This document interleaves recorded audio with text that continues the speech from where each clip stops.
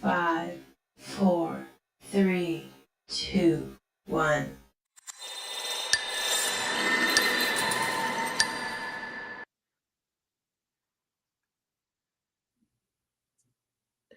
Hello, beautiful people. Happy Wednesday. I never know what day it is. Let's start it over. Hello, beautiful people. Happy Wednesday. We are here because I feel like I've been living under a rock. Because everybody named Mama was talking about Sinners, seeing it 50, 100,000 times in the movie theater. They done seen it over and over and over and over and over and over. And it's the greatest thing since sliced bread. And I didn't get around to seeing it. Yeah. If you are aware, I am currently in the process of writing, directing, and producing my first short film. So I am vastly behind. For like the first time in my entire life, I'm vastly behind on new movies and going to the movie theaters and just, being up on new movies coming out. So from Ryan Coogler just dropped on streaming, so I saw it for the first time yesterday, and I tried to see it again today to get a second watch in. I hate talking about movies after just one watch. I like to have a rewatch, but I did not have time to do that today because I had my short film stuff going on. But we are going to get into all things Sinners. One thing I will say is I always talk about how I hate the rhetoric about how movies are meant to be seen and you have to see it on a big screen. I hate that rhetoric because I feel like the average American has been priced out of the movie theater. So it's very, very rare when I'm like, oh, this needs to be seen on a big. I feel like, child, just watching a home, child. You'll be okay. Um, I regret not seeing Sinners on the big screen. I regret it. I regret it. And I have never seen an IMAX movie a day in my life because, baby, that is it's too expensive. This would have been worth the money. I was watching this like fucking head. Like I'm sad I did not get that experience to actually see it on the big screen. And I haven't felt like that about a movie in a maybe 20 years. Like I don't know, it's been a long time. Even the movies I see in theaters, I'm like, y'all will be okay. Just watch it at home. No, I really, really, really regret not seeing this on the big screen. And for the first time ever, the hype is real. The hype is real. Anytime there is a movie that is like, y'all know, we always have the movie that's like super hyped up and then everybody talking about how great it is. Barbarian was one of those movies. X was one of those movies. Even back to that stupid movie, The Hangover and Bridesmaids. I hate all those movies I just named. I did not like any of those movies. I don't know. I'd be like, child, is it me or is it everybody else? Anytime there's a movie that everybody hypes up, I'm always just like, I don't get it. I get it. Okay, the hype is real. The hype is very real. But thank you guys so much for being here. We are going to get into all things Sinners, but I do have a running poll in the chat that we are going to get to at the end because the one thing I have heard so many people say are comparisons of Sinners versus From Dusk Till Dawn. So, and I was outside. Okay, I was outside. I saw Dust Till Dawn in theaters when I was like 19 years old with my mother. But vote in the poll for which movie do you think did it best, Sinners or From Dusk Till Dawn. So we will get into that. Hey, pretty girl Danny, thank you so much for being here in the live. Shout out to you, Anakin Not Vader. Thank you so much for being here in the live. If you are here, make sure you drop down in the chat. Nika, please. Shout out to you. Thank you so much for being here in the live.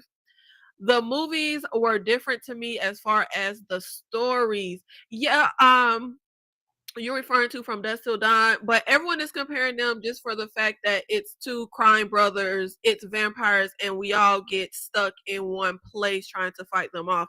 So kind of loosely the same premise, but we are going to get into all things Sinners. When I tell y'all though, I went to watch this and I ain't gonna lie. I go to watch y'all because y'all know. Look, if I don't like something, I don't like it. But then one of the movies where y'all know how y'all know sometimes we got the movies where they take your black card if you don't like the movie.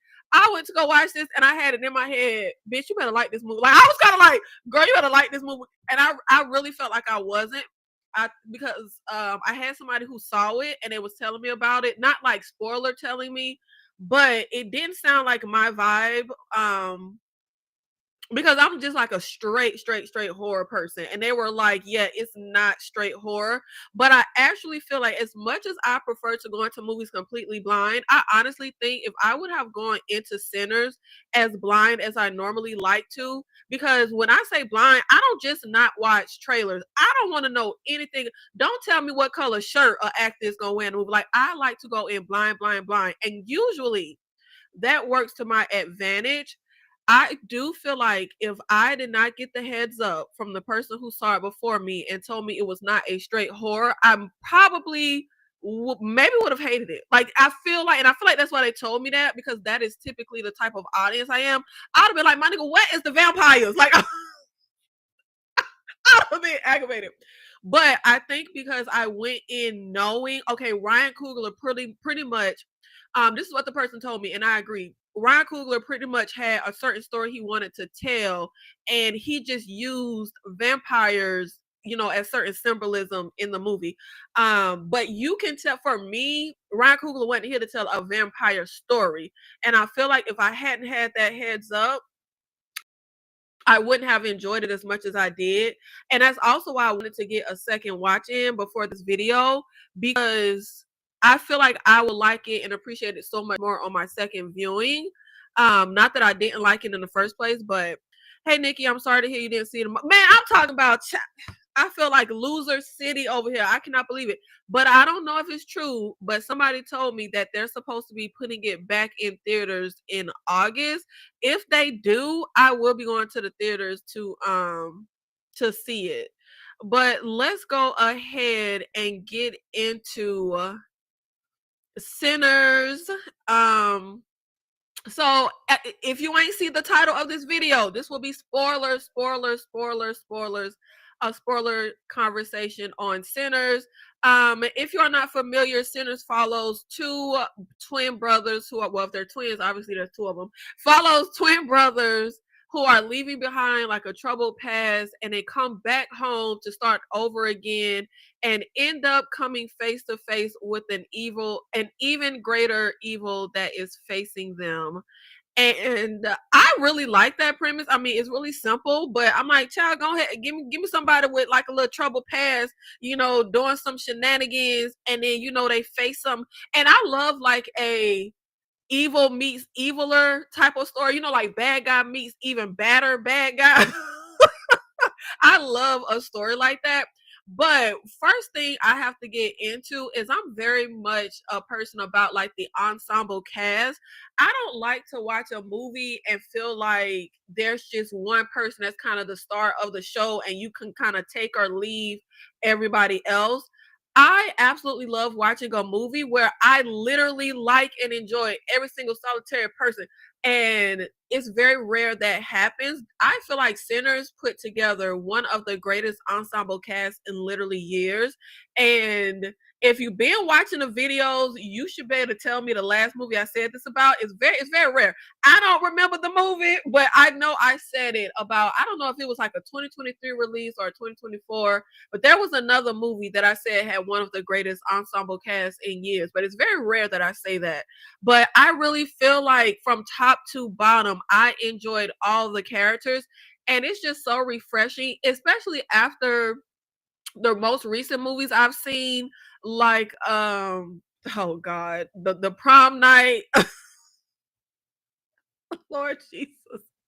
Are we even still mentioning the prom night movie? Like, are we gonna just let that movie burn in hell and burn from our memory? But especially even movies that I did enjoy, like Until Dawn. I said in my Until Dawn video, we have a literal collapse in humanity. We have a collapse in society when it comes to our modern day horror characters. They are just massively annoying, unlikable characters. They're not like, we don't have the classic horror characters of yesteryear. I sound so old, but we have horror characters from 30, 40 years ago that we're still talking about and raving about. We're not going to be talking about them people in Fear Street Prom Night. We're not going to be talking about them. We're not going to be talking about the people in Until Dawn. Like, we just have such forgettable horror characters these days, and it was actually really, really refreshing to have such a great ensemble cast of talent and just a great cast when it comes to just the characters that were put together. Now, one of the conversations that are happening right now is Sinners horror? And I feel two ways about this. First of all, I really am not one for the genre. Is this, the nitpicky genre conversations? I feel like, child, people can think whatever. Child, if you want to say Aladdin is horror, fine, have at it. I'm really not going to argue you down about what you think. But I think horror it's an umbrella, and there's so much under it. There's so much it encompasses, and is Sinners horror? Spike Lee recently said about Sinners that Ryan Coogler created a new genre, but I say it's horror. I say it's genre bending and genre blending, which is nothing new. I think the complexity of horror gets very, very much missed and dismissed, even by horror fans. Horror is so much more than just blood and guts. Like, there's such a complexity to horror, and I hate when people relegate horror to just lowbrow, not true cinema, just slocky blood and guts, stabby, jump scare a thon. There is a moment in Sinners where Delroy Lindo, shout out to Muskin Delroy Lindo. I love that man down. Great actor, phenomenal. Loved him in here as I think it was like Delta Slim was his name. But there's a moment in Sinners where Delroy Lindo's character is riding in the car with Michael B. Jordan and Sammy, because I don't know the difference between Stack Smoke. I don't know. Like, you could tell they were different, but I don't know who was who. Like, as far as their names, so I'm gonna just be calling them Michael B. Jordan this whole video. I don't know who was in the car, Smoke or Stack. But Delroy Lindo is riding in the car, and he goes. They first of all they pass by this chain gang, which Lord G horror. Hello, y'all know that movie. When Keenan Ivan Wayans keeps popping up on the screen talking about message, but horror, the chain gang, and of course we know we are in Jim Crow South. We're Negroes, and of course we know the judicial system, legal slavery. We got this chain gang, which is horror in and of itself. But in this moment, Delroy Lindo's character Delta Slim goes to tell a story about him and these other guys, how they were playing music for these white folks, and how white people love the music they create. They just don't like the people that create it. Then they get this money in their pocket, and they're going to talk about what they're going to do with the money. And one of the black guys goes to buy a bus ticket, but he flashes too much of that money. White folks see it, yank his black ass up to say, "Oh, you stole this money and you R-word a white woman." Just telling tales and making up stories. And he telling about how the man gets his manhood chopped off. Which, why in the hell was white folks so obsessed with chopping off black men, man? Somebody needs to delve into that. What was that about? Why was that always the damn punishment during slavery and post-slavery America? Why was y'all always chopping off black men legally? I don't understand that. They was obsessed. It's crazy. Like, if y'all really look into history, like the torture, the punishment for black slave and black men post slavery, it was a lot of chopping off their dang dingling. I don't know why they white folks obsessed with that. But anyway, he goes to tell the story about the man getting his private chopped off, getting lynched, and there's this undercurrent, like this sounds you hear.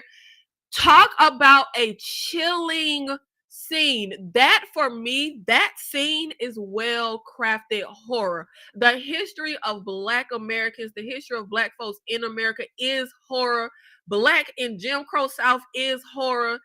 But that scene in part, I was like, yo, that's chilling. That's I was literally watching with like a literal, like, the hair on my arm was standing up. I thought it was so well crafted. And I just feel like, especially there's been comments recently about Mia Goth saying that like horror isn't intimate, it's not personal, and stuff like that just really pisses me off, because horror is absolutely very much it is personal. It has a heart to it. And it's so many different things. Yes, it's blood and guts and brainless entertainment, but it's not just one thing. And I really love the approach with Sinners. It's very textured. The hoodoo, the hoodoo, the Christian child, Southern black folks. Y'all know I grew up in a Southern Black Baptist family, okay? In the little slave churches with no central air, child. Like, they used to always be telling the stories about how, the little slaves made a little church. And I'm like, well, y'all ain't do no renovations since okay, let me not flash back to my childhood in them old little regular churches. But Black people love Jesus, okay? That's my point. Black folk love Jesus. And the whole just way that a lot of, not all obviously, but a lot of Black folk, especially that are into Christianity, look at like hoodoo as like evil and the devil. I love how we weave that into this story. I love the world building here. I think it is very integral. And a part of me was feeling like there's only a certain amount of world building we need, because I'm like, oh, well, people know about Jim Crow South. No, the hell they don't, because I saw some ignorant ass comments. And I don't mean ignorant in the sense, I mean ignorance in the sense of they just are they just don't know. Because somebody was saying, well, why couldn't whoever it was, Smoke or Stack, y'all, I'm mixing their names up, but why couldn't Michael B. Jordan and Mary be together? What do he mean he left to keep her safe? I don't understand. They should have explained that. Baby, what's understood ain't gotta be explained. Because if you are N-word lover, as they used to call white folk, you could get killed just for being with a Black person, and then the Black person definitely gonna get his Black ass killed. Like, are you stupid or are you dumb? Like, I just was like, it's just some stuff that I'm just like, I could have sworn we all knew, but apparently we really did need to like build this world so that the audience got a grasp of this time period. Like, how the hell you don't understand why this white looking woman and this Black man, like, he had to leave for people to be like, are y'all okay. But anyway, the world building was definitely very integral. Now I will say, just my personal preference, just the type of audience I am, I actually would have preferred which I probably would have been a 3-hour movie, but I would have preferred if the first half focused on the crime story that we hear about. Like, instead of hearing about the brothers with Al Capone in Chicago, I actually would have liked to pick up there. I would have liked to see all of that go down. I would have liked to see how they, stole the Irish beer. Wait, it was the Irish beer and the Italian whiskey. Whoa, whatever they stole, I can't remember. To have the two people at war, like, I would have liked to see the crime story. But like I said, it's just a nitpicky thing for the type of audience I am, because I'm way more into a crime story than a drama period piece story. And I also, as I was watching, I was like, child, this should have been a movie just about a blues player. Like, that should have just been the movie, because it very much feels like it's a movie so interwoven with music. But I'm like, babe, I feel like I should be watching somebody autobiography. Like, this feel like watching Ray. Like, I'm like, why this ain't about a musician? Like, but I think it very much is horror. It is horror. And I will say, now it's genre blending. I do wish we had more horror, but I think it is hands down a horror movie. It's just, it blends multiple genres together. Save the crime story for one of many prequels. I want it here and now. I want it here and now. Mary got on my damn nerves, girl. Ain't nothing over here. Let me tell you, child, I want to kill cornbread. Get out of here. But the way, even when they was in town, I was like, get that white woman away from us, because it just wasn't safe for Black folk to be congregating around white folk doing this. Baby, you got to go. And I will say, Mary was literally the sole only character in the whole movie that was irking my nerves. Because, bitch, if you mad because your mama, dad, and why is you here then? Why did you come to dance if you mad because he didn't show up to your mama's funeral? Girl, get out of here. Hey, Books, Girls, and Purrs, thank you so much for being here in the live. I'm still annoyed. People are trying to put Sinners and From Dusk Till Dawn in the same box. Sinners is incredible. Hold on now. We ain't got to slander a classic now. Hold on now, Sway. We ain't got to slander a classic. From Dusk Till Dawn is supposed to be over the top. Slock, totally different. And Elle Marie and Books, Girls, and Purrs, I am not against what you're saying. But I put the poll up because that is the conversation happening right now of people comparing the movies. I do think they are vastly different, but there are clearly obvious similarities between both of the movies. Um I mean, is that what it was? Because I'm like, child, anytime that I don't do it so much now because I don't even need it in my head. But all the just stuff I've learned in history and during that era, I'm just like, why the hell was y'all always chopping off niggas' dinglings? Like, leave it. Like, why is y'all obsessed with that? Hey, blueberry ricotta cheese pancakes. Hey, Nikki, so glad to catch you live. Glad you finally saw.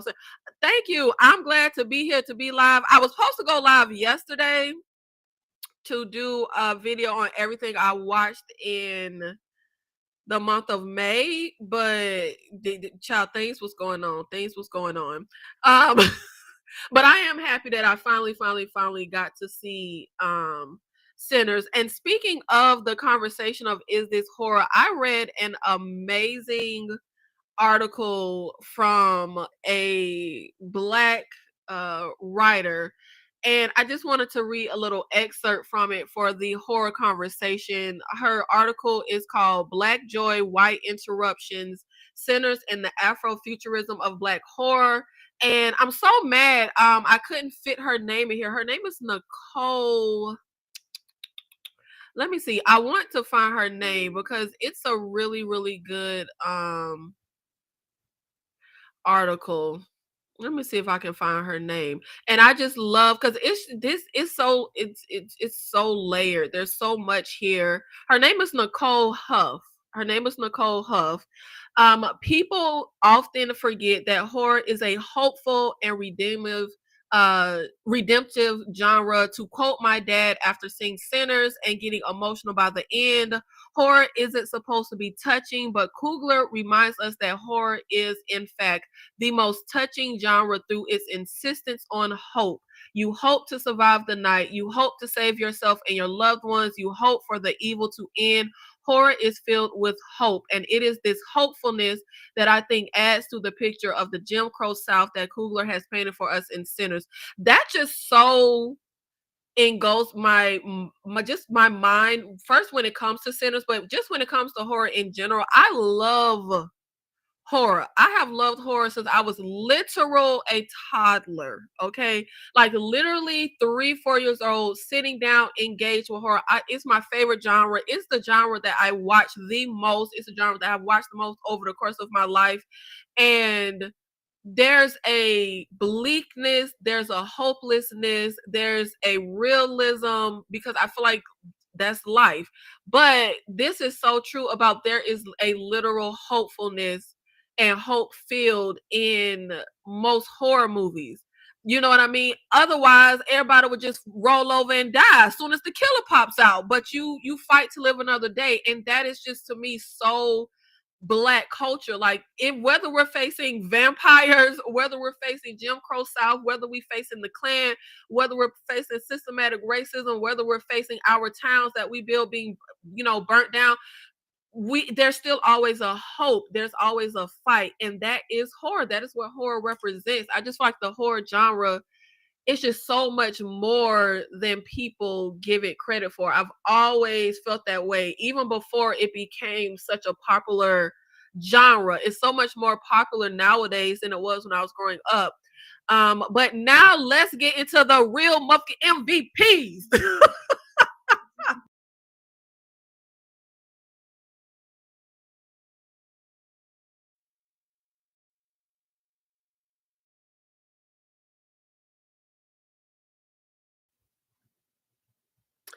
I agree. The vampire aspect ties into cultural appropriation along with other themes. 100%. 100%. Get these outsiders out of here. Get them out of here. But let's get into the real MVPs of the movie for me. Delroy Lindo as Delta Slim, Jack O'Connell as Ramik, Omar Miller as Cornbread, and the kid Sammy. I'm so sorry, I do not know this kid name. I think this is his first movie. Put Sammy in more movies though, because baby carried. Okay, baby carried. I absolutely love Delroy Lindo's Delta Slim. I love the recruitment moment when we go to get him to play for the club. I love a villain. Ooh, baby, we're gonna get into my boy Meek. That's my boy. I'm sorry. I haven't really been able to see no discourse because I've obviously been trying to avoid spoilers, and I just saw it yesterday. But what is the consensus on Meek? Because that's my nigga. That's my nigga. I love Meek. I love him. I love him. I don't know. Am I on an island by myself? What has been the consensus on Rami? And Cornbread is my guy. I just love this actor. The actor who plays Cornbread, Omar Miller, I love him. Spoiler alert, if you have never seen the movie he played in with Jason Statham, I think it's called Home something. What is it called? But I and it's fresh in my head because I just saw it for the first time not too long ago. What is this damn movie called with Jason Statham? It's Home something. Home something. Hold on, where he got like he was working undercover like as an FBI agent or something, and he takes down like this big head of like a biker gang, and he retires, his wife dies, and he has like he's a single father, and he moves like this small town. And Homefront, that's what it's called. Yo, I was so blown away by Homefront. It's actually really, really good. My boy Cornbread was in there, and I was about to cry because he dies in there. Why y'all keep killing off Omar every movie I see him in, man? I love him though. Really, really enjoy him in this movie. But for me, just for me, my number one favorite character is gonna have to go put my baby. Please center a horror movie with my baby as the main protagonist from his house to. I love this lady, and let me please say her name right. Wuuni Musaku. Lord, I know I probably said that wrong. I'm so sorry. No disrespect to this lady and her name. Annie, I love her. Love her down. She had to be my number one favorite character here. I love all of these performances and all of these characters. But baby, the moral of the story is listen to Black women. I loved Annie down. I really enjoyed her. And it felt really impactful to me when she died. I was like, oh, like, I don't know what I was expecting. I really wasn't expecting anything. I didn't even have a chance to really. A lot of times when I watch horror, or when anybody watch horror, you always think, okay, this is the group. Who's going to survive? I didn't even have a chance. I was so engulfed in the movie. I didn't even have the chance to really think, who do I think will survive? But I won't lie, baby, I was pulling for Annie. I thought Annie and her man was gonna sail off into the sunset. Oh my God. I really, oh, pour one out for Annie. That hurt me. But for me, these are the MVPs. Like I said, I really enjoyed the whole ensemble, but these were my standout favorite characters. But let's get into my man. Let's get into my man, Meek. Yo, Meek. But when I tell you, Ryan Coogler know how to do a villain. Now, I got a lot of respect for Ryan Coogler, but he's like a J.J. Abrams to me. If you know the director J.J. Abrams, much respect for him, but he's not my type of director. He's not a favorite of mine because he doesn't make movies that appeal to me. He doesn't make my type of movies. Outside of Mission Impossible, I think it's 3. J.J. Abrams really don't do much for me. And I feel the same way about Ryan Coogler. Creed is not my cup of tea. Fruitvale Station is not my cup of tea. He doesn't really make movies that are for me. Y'all know I don't want to see nothing with horrible stuff happening to Black folks. So I did not watch Fruitvale Station. No. I don't need that in my spirit. I don't want to cry. But he doesn't make things for me. So I have a lot of respect for Ryan Coogler. I saw some of his short films he did in college. He is definitely phenomenally talented. He's just not someone on my radar. He's not someone I'm like, oh, that's my director. Because like I said, he just doesn't make movies for the type of audience that I am. But from Black Panther to Sinners, I feel like, baby, he know how to do a villain you gonna side with. Because the way I was watching Black Panther, like, oh, hold on now. Are we supposed to be with T'Challa? Because I'm over here with I'm over here with Killmonger. Baby, I felt like, yo, I was kind of siding. I was siding, and I know what it was all supposed to represent, but baby, the way he was selling sounded a little good to me. Because, well, first of all, Meek was so fun. I love a villain with a personality. I actually would have loved if we got more of him in the movie. But y'all, am I gonna be that Negro? I'm like, yo, maybe we should have joined Meek, but because either way, we were going to be dead. I might have said, all right, babe, come on in. Because the way this also got me, the way Meek was offended when they said you clan, baby, Meek said in the juke joint, we all fam. Okay. I might have been like, all right, Meek, take my net, little homie. Bring the ukulele in here, river dance on the races. I was here for Meek little offer because Meek told us the clan, these people tricked y'all. And again, when I talked about is this horror, that's more of that horror woven in the fact that white folk ain't want us in their neighborhoods or in their town. They didn't want to, we couldn't walk down the street, but they also didn't want us building our own and having they got to come burn us out of their towns and burn us out of our own town. We try to make they go buy this look like a barn to me. I don't know whatever the hell shabby little place that they want to turn into the juke joint. They have to buy it from the white man, give him a ton of money, and the white man takes the money with the plan of coming back with the Klan to kill everybody. Either way, we screwed in Jim Crow South. So the vampire alpha. I'm sorry, I gotta be that Negro. I'd have been looking at everybody next to me like, well, it don't sound. It sound a lot better than us dealing with the Klan. I'd rather deal with the vamps than deal with the Klan. Hey, Meek was he had. I'm gonna give you an offer you can't refuse, like the Godfather. I was kind of was I the only Negro? Like, yo, I understand what it's supposed to represent, but let's let this one invade our culture for because the Klan was, and I know we couldn't trust that. First of all, you can't trust no white person in this era. I'm sorry, but you can't. But this white folk in particular, I knew something. When they said that you clean the floors and he spit on the floor. Child, I was with Meek though. I kind of was like he got a point. He look, let him cook. Give him a chance. I thought he look. But of course, we were hijacking Black Joy, interrupting Black Joy and the culture. I thought it was very poignant when Meek is yoking up Sammy and he says, I want your songs, I want your stories. Obviously such loaded dialogue in moments like that.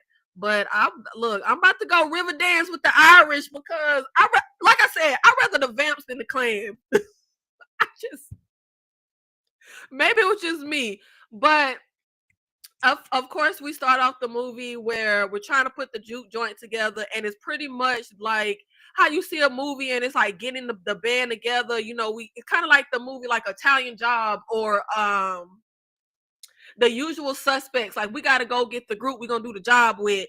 But in this case, it's opening a juke joint, and we open a juke joint.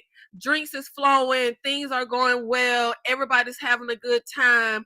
When all of us, oh, and speaking of the drinks flowing and having a good time, baby, the way Buddy walked in there trying to buy drinks with the wooden pennies, white folk, y'all know y'all dead wrong.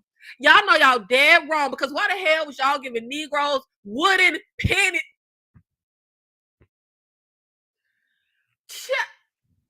I'm not gonna play with y'all.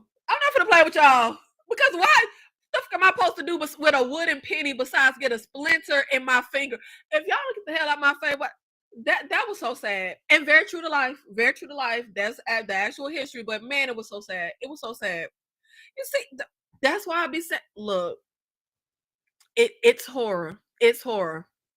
the way they did black folk in this time, the way like certain towns, you be working on a plantation, they have their own little fake money they give you, and you can't come up, you can't move and go nowhere because you got this fake ass money that ain't nobody else gonna take. But that's more stuff interwoven that I loved when the one brother is like, man, that ain't no real money, we can't take that, but they do accept it. Like, look, these people been working in the fields all day, like having to go through and live and figure out how to survive in a white man's world, in a white man's country. This is their space to be free, to let loose, to be safe, to be accepted, to be let in. See how I did that? Be let in. Uh, like, no, we not finna turn his wooden nickels away. He can't help the fact that them white folk is giving him fake monopoly money.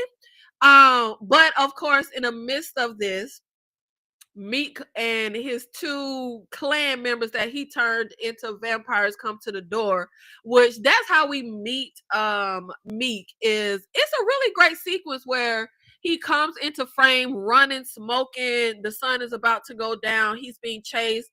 And I guess white folk just gonna trust anybody white because baby, I don't know who you is, what you running from, what you did to have motherfuckers chasing you. I wouldn't have let them in, but like I said, it's the clan child. I guess if you white, they just gonna let you in, child.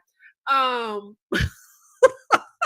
but he ends up turning a couple that lets him in. They show up at the door, and everybody run up to the door like, hold on, now Harpo, who this man? And it's the white folk. And of course, we're not gonna let you in, baby. This is a black space. Gone on there up the road, buddy. Gone on there up the road. But of course, eventually a few people go outside. Annie goes outside to try to see, like, hey, I'm the bridge. I can talk to the white people. I can figure out if they up to no good or not.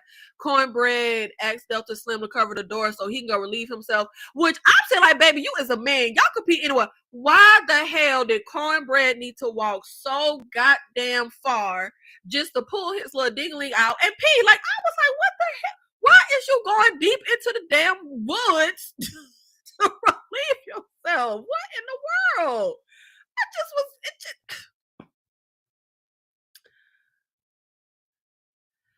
I haven't looked it up, but I wonder if they paid them like that so they could only purchase goods from a plantation. Yes, that is historically accurate. It's pretty much the money can only be used in this little sector, in this little town. It's only good for that area, for that plantation.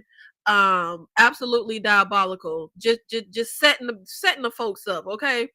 A slap in the face, even the very little we toss at you is too much to actually break away from. It wouldn't change because you're stuck under us where we want you to stay. Absolutely, Danny. Absolutely. And I will say that's something I could appreciate about this movie as somebody who I haven't watched any type of, oh, I was finna lie. Hold on. I was about to say I haven't watched any type of slave movie or just racist themed against black people movies since I was younger. The last time was Rosewood, which I don't even know why I watched that movie because I grew up in Florida. I grew up near Rosewood. I grew up hearing and knowing about Rosewood. I don't know why the hell I watched that movie when I was like 14 years old. But ever since then, I was like, I don't want this in my spirit. Like I know my history. I don't need to watch the movie. I don't like to see depictions like that. But I did just watch Django Unchained for the first time. So that's why I had to stop myself when I was about to say I haven't. I was like, hold on, I'm finna lie because I just watched Django Unchained for the first time.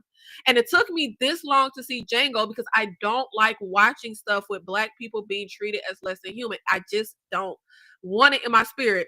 But what I could appreciate about this movie is even though the circumstances of the time are very much a part of the movie, I could appreciate the fact that we didn't get like overt extreme depictions of racism in the movie because I really don't like stuff like that. And like I said, this is just a me thing. That's just the type of audience I am. I'm just very sensitive to stuff like that. I don't want to see it because I can't live in the world and see stuff like that because I'm sorry. Like, I can't go through the world happy in mixed company is how I'll put it. If I gotta see, okay, it's just gonna piss me the hell off. And every time I see a clear person, I'm just gonna be getting like y'all was getting wooden pit. Like I was just being in the grocery store getting pissed off. I can't watch stuff like that. But I feel like for me, movies and TV is escapism. I don't want to see things that kind of mirror real life to an extent, too much when I'm watching movies and stuff. Like, especially the type of family I grew up in, baby, you was gonna know your blackity black history with the family that I grew up in. Okay, my grandmother had the very first integrated hair salon in her town in Tennessee. Like, I grew up with all of these things. So I don't need the movies to tell, like, I don't need the movies. But I could appreciate that about this movie. I don't want overt racism and horrible things happening to black people and have them being treated as less than human. I just can't take it. One piece of discourse that I have been able to be privy to is the fact that everybody mad at the Asian lady. I think her name was Grace, but y'all mad at the wrong one, because I'm mad at Mary. Okay, y'all know when you see the little memes that be like the TV show villain, the real villain, the sinner's villain is Meek and the Vamps. The real villain is Mary. I'm sorry. Look, I'm not mad at Grace. Grace said that we got to get this popping. Okay, we can't. We're gonna sit around here all night. I wasn't mad at Mary. I would just say, Mary, you could have gave us a little motherfucking heads up. You could have let us get a little ready. But Mary said, we about to bust them guns. But they ain't have no guns to really bust. You know, she had a little bottle, but y'all get the sentiment. I was with Mary, okay? But you know what always tripped me out? So all of this is going down where we don't necessarily are in the thralls of knowing we're dealing with vampires. The first twin was killed by Mary, who went out and turned him. Babe, when I tell you the downfall of a man gonna always be a woman, that's how y'all always get got. That's how y'all always get got. Is trying to get some coochie. That's how y'all always get got. A man always get got like that. No way. It ain't make no sense that I wouldn't have thought this girl wanted to have sex with me, because she was just mad at me about her mama's funeral, and all of a sudden you're gonna come in here rubbing up on me trying to give me a look. Nah, I would have thought something was off. But no, the men don't be thinking. I don't know what's wrong with y'all hard wife. I would have said, nah, something weird, because you was just cursing me out about I come to your mammy funeral, and now you trying to jump on me. He should have known something was up. But no, the downfall. Baby, if I want to take any man down, I just gotta send in a pretty girl. It remind me of Power when they sent that girl in there pretending to be a stripper so she could murk old boy. Baby, she's gonna always be a girl, okay? But we end up having the Asian couple where Grace is like, look, we ain't a part of this. We came here to make a little motherfucking sign. We thought we was going, you know what I'm saying, get a little money to do a little business out here. Now this is getting kicked. We got to go. But this is what never makes sense to me in movies. The husband goes to say, I'll get the car. But why we don't both just go to the damn car and leave, even though that would have got her killed? But we don't know that in the moment. I never understand in movies when somebody got to go by themselves to get the car. I have never in my entire life, in my 40 years of life, ever been about to leave with somebody who I roll with and they go off by themselves to go get the car. Unless it's raining. Before I had my natural, if it was raining and I had like a relaxer, some straight hair, a little sewing, then yeah, babe, go pull the car to the front, because the rain gonna mess my. Outside of that, what the hell you mean go pull the car? Bitch, go walk to the car with me so we could go. Go walk with me so we could go. I did not understand that. But he goes to get the car, which of course we know that means he getting got. So he gets turned to a vampire. And when you turn, it's kind of like a hive mind, and Meek knows everything.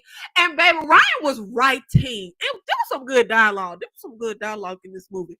I really like when he turned and he talked to, well, no, it wasn't a husband who was talking to her. It was Meek. The husband started off talking to her, and then Meek ended up talking to her in Chinese. Yeah, okay, sorry. For a second, I was like, what type of Asian were they? But yes, they were Chinese. But he ends up talking to her in Chinese, and he was like, I know everything about you. I know the way you like to be licked. I was just like, Ryan,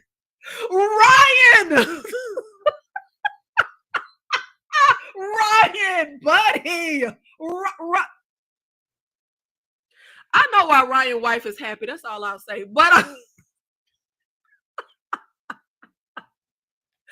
just that part, because baby, what kind of villain are you? Why would you say that to this lady? Why would you even? But y'all, that's why I said look, I'm sorry, I gotta be a traitor. It's always got to be one Negro trader in the mix, because I was riding with Meek. Okay, Meek say, baby, okay. But he threatened to go get their daughter to kill her. And when I tell you, I also never understand that moment in movies where one character wants to run out into danger and everybody want to stop them. She wants to run out the door and they gonna stop her. And I think it was Delroy Lindo's character who's like, we trying to keep you from getting killed. Baby, if she want to get her ass killed, go let her get her ass killed. Like, I don't understand. Like, let grown folk have their God-given free will. If baby is worried about her daughter and her husband is now dead and she wants to run the hell out into the abyss, let her go. Now, I'm not going to be that person in a horror movie situation doing something shady, like tripping somebody like Shane did in The Walking Dead. Like, I'm not about to do something to get you killed. But I hate that moment in horror movies when it's like we all got to agree on the next move. Nah. If you want to go out there and I think it's a dumb, you go. I'm going to stay. They should have just let her go outside. That would not have put them in danger. Because if she's outside and she turns into a vampire, she can't get back in. I would have let little baby go. Like, I didn't understand that. But they won't let her go outside. And she keeps talking. And I was with her, though. We're in a little town. I'm trying to figure out how far. Of course, if black folk put something together, we're in like the outskirts of town. We ain't in the town.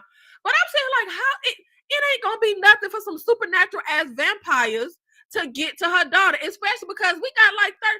I feel like they didn't show it, but baby, did every person that they kicked out the juke joint turn into a vampire? It was a horde out there. Baby, the way they could have sent some people to get her daughter and the rest of us could have stayed here.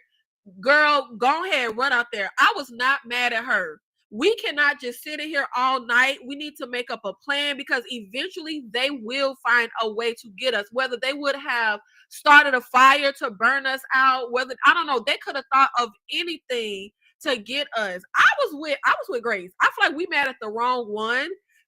I was with her. Let's go ahead and get it popping. Go ahead.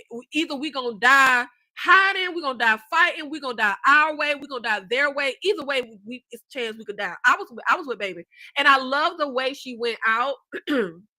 I loved her just running out there, saying, letting them all in, running out there, burning herself alive.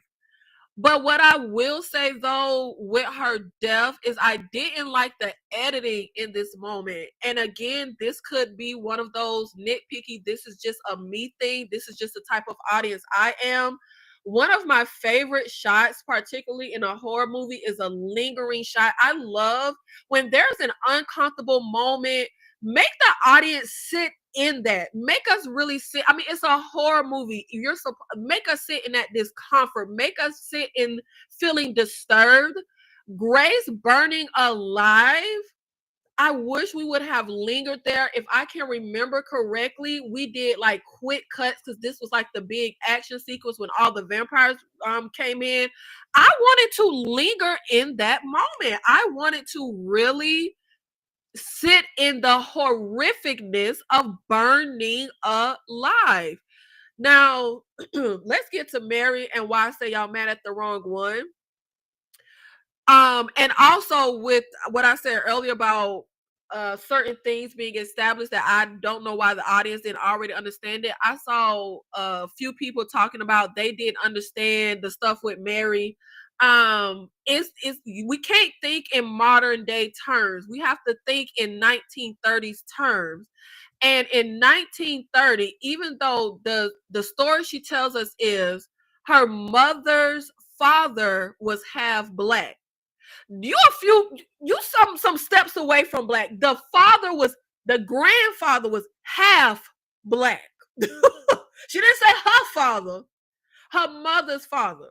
But there was something called a 1-drop rule. If you had 1 drop of black, you was black and you was going to be treated like trash, like you just were. And Mary decides, I'm going to go out here, I'm going to talk to the white folk to see what they up to. This pissed me off the moment she went out there, and I don't know why Buddy let her do it. First of all, I don't care what gun you give her. I don't care what money they could have. 3 white folk walk. I ain't seen them pull up in a car. They walk up here to an all-black juke joint in 1930s with a ukulele. And yeah, it was a bop that they played.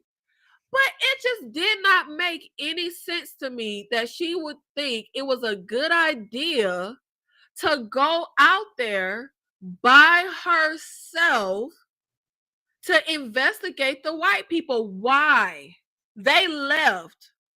So why is there any need to follow them? She is the catalyst that pops all this off because she want to take her tail outside to investigate folks that we don't need to investigate. We told them to leave.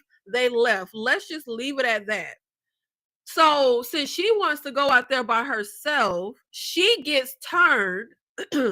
And since we know her, Cornbread lets her in.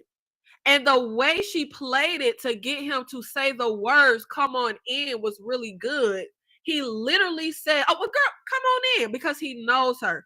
They would have never said that to them 3 people that was out. They would have never told them white folk to come in. I feel like that's the one we should be mad at, not Grace. No, I was with Grace. Grace said, "Nuck if you buck." Nuck if you buck. Hey, Dane, thank you so much for being here in the live. You know, TikTok has the dumbest discussions. He heard the discourse about people thinking Annie was smoked. Wait, what? Discourse about people thinking Annie was smoked. That don't make no... Baby, they were screwing. Wait, what? I'm confused. How is there discourse about people thinking Annie was Smoke's mother when they literally had a child together? They was literally screwing. They were literally I guess I won't say they were a couple, but they were romantically involved before he left. And then when he come back, they were screwing. I'm not understanding how they could think that was his... I don't know what... Yo, I'm not understanding that. I'm not understanding that. I would have told Preacher Boy to take the L. Rameek just wants to see the option. Oh my God. Oh my Lord. Hey, Miriam, shout out to you. Thank you so much for being here in the live. Yep, the same people they sent home to get out of danger got bit and turned. They were outnumbered. And I don't want to be nitpicky, but that was a few things that kind of irked me. Like 30 folks, this juke joint was popping.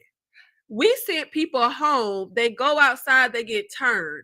At that point, there was 4 vampires. It was 30 people. I feel like some folks should have been able to get the hell away. 4 vampires. How many people can 4 vampires bite at one damn time?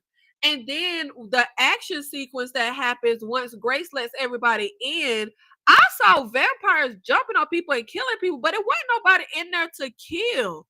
Who was the random people they was jumping on? Because it wasn't the core crew. That didn't make sense to me. I feel like we needed more people to kill in that moment because I saw them jumping on folks, but I was like, who they jumping on? It ain't nobody here but Sammy, the married lady he liked, Annie, Smoke, I guess was his name, because y'all, I ain't know who was Smoke, who was that. Smoke, Delroy Lindo. Who did they jump? I was like, baby, who is y'all jump? But those was my 2 nitpicky sequences that I just felt like didn't make no sense. Yo, he Meek because he's a homie. You know, black folk gonna always give you a little nickname. That's the homie, so I'm calling him Meek.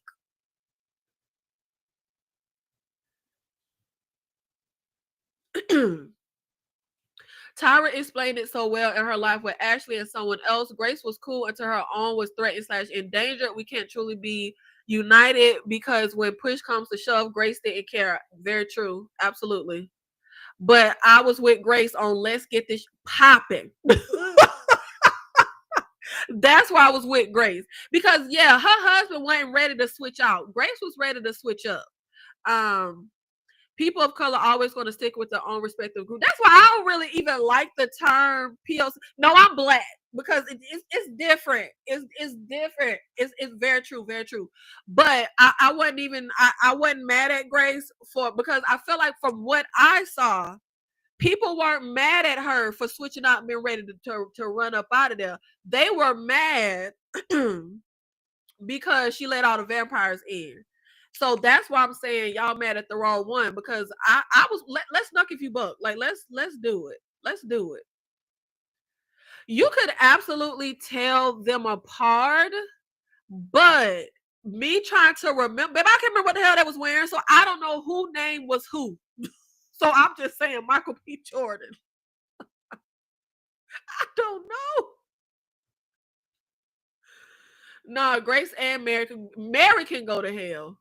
But we needed somebody to get it popped. Cause why was we just sitting around? Like, what is we doing? Let's do something.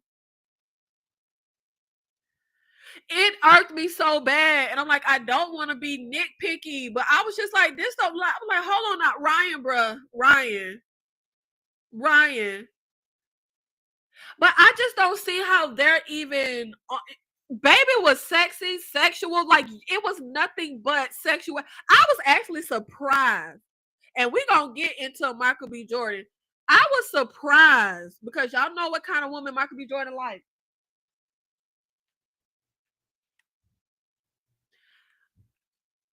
I was very surprised at the electricity oozing off of both of them characters. It ain't no way anybody could have thought that was his goddamn mama. I don't know what kind of sexual relationships y'all be around. It ain't no way nobody could have thought that was her mama. His mama. There was no way. It was fire between them. It was electric. It was electric. This movie was spicy. And Annie, baby, that's a woman. Shit, y'all, I don't know what the hell kind of movie they was watching that they thought that was his mama. I mean, that just don't even make no damn sense. It just really don't. Now let's get into the little final toss up, the little ending of the movie. But I will say, when I tell you this movie was so good, shout out to Ryan and his cinematographer, that it was so many scenes that just looked good.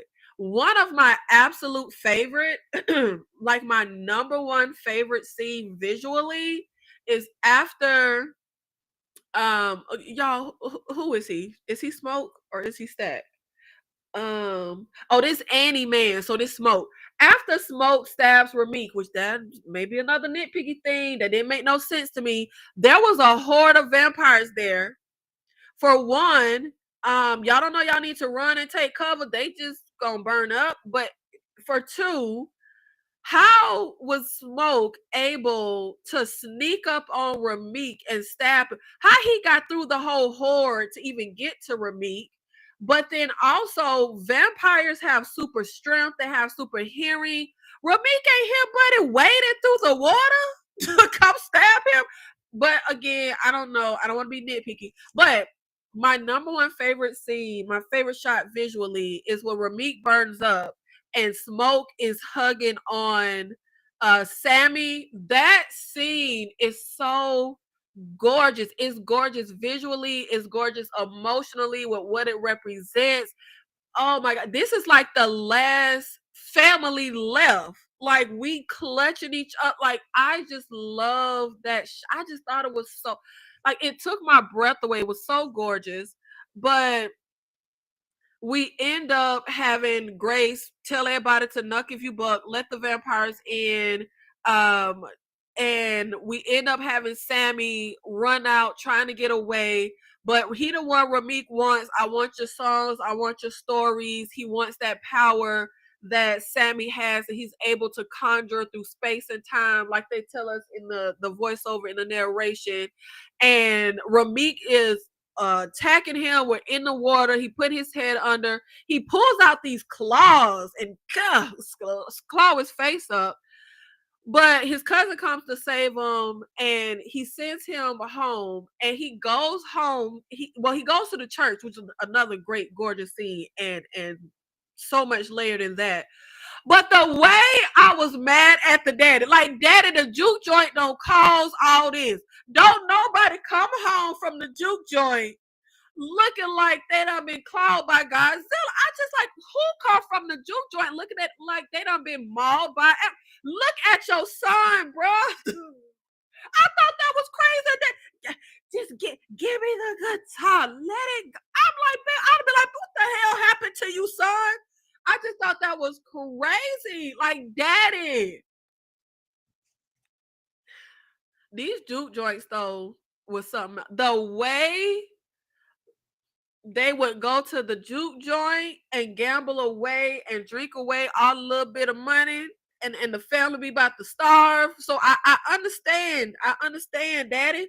But I like how they wove that in as well. Just like I said at the top of this, the religion part of it, the Christianity, the way Southern Black folk love Jesus, the hoodoo, the blues, and the juke joint versus the church and religion and the respectability of all of that.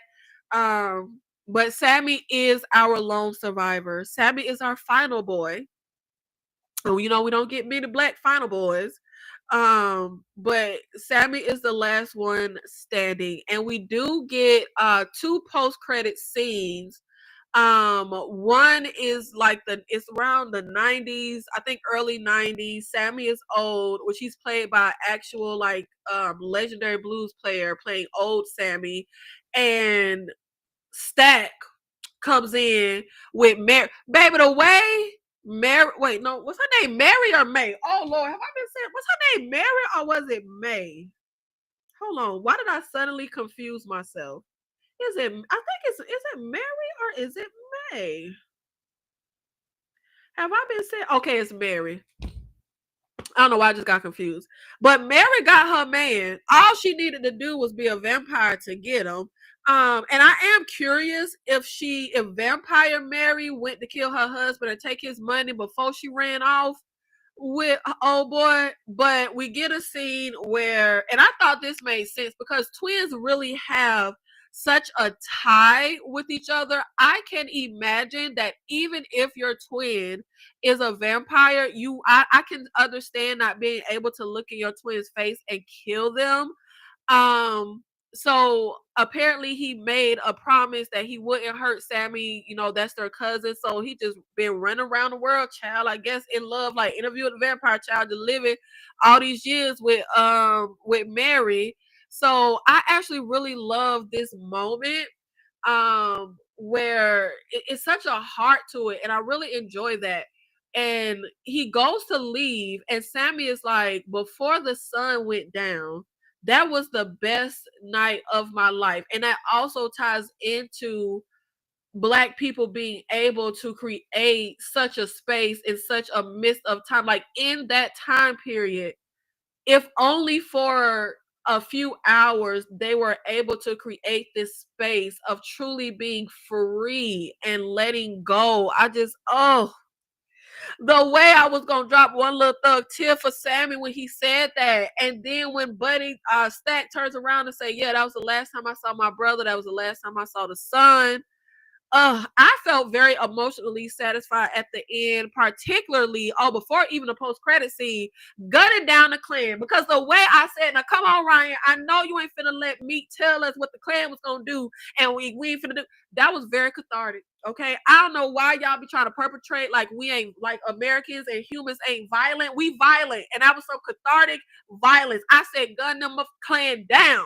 The way the second he said ain't no clan around these parts, bitch, you a lie. Oh, the way you knew that was a lie. The way you knew it was a lie. But I will say the only thing that didn't make sense to me is what time the juke joints usually let out. Because if the Klan's plan was to set up the black folk and kill and slaughter everybody, massacre everybody, man, why y'all ain't come to the sun rose? Y'all should have came last night. That's the only thing that I was just kind of like, but that's not a big deal. That's just like a little nitpicky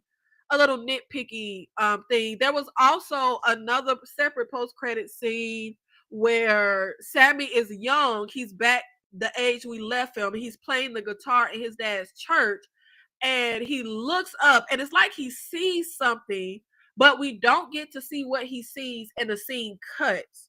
So I'm very curious what that is supposed to represent. It's daytime, so presumably it can't be a vampire. Um, but I like both of those scenes, and I'm glad I knew there were post credit scenes because usually, child, my credits pop up. I dip out. I'm not somebody that just gonna sit because I could have sworn post credit scenes were only in like comic book movies, but I feel like they're turning into a thing now. So I guess a lot of people are doing the post credit thing. But I really love this movie. And more of the story, listen to black women. Shout out to my lady. Y'all know what we got to talk about. Y'all know what we got to talk about.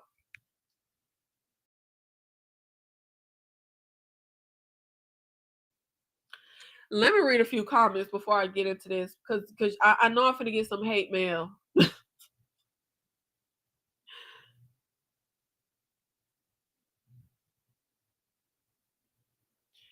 Rumor is Ryan wrote in the Klan Massacre after he already finished the script. I mean, I don't know why that wasn't in there from the get-go.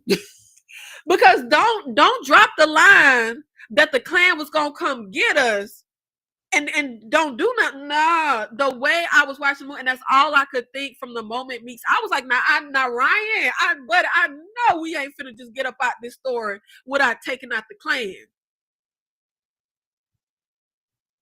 Oh, is that what he saw when he was playing that guitar? Okay. Oh, that was a good scene though. When Smoke is dying, when he gets shot, taking out the Klan, taking out the white folks in the Klan, and he sees Annie and his baby. Oh, Ryan, the way that is, oh God, it's so much. Oh God, when she said, "Don't get none of the smoke on the baby," oh, Ryan. Oh my God. Oh.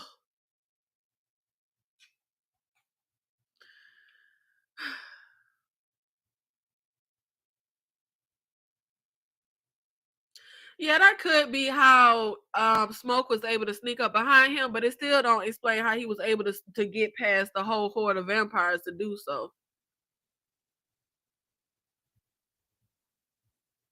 I understand they feel his pain, but they don't die. The sun is coming. Run. Take cover.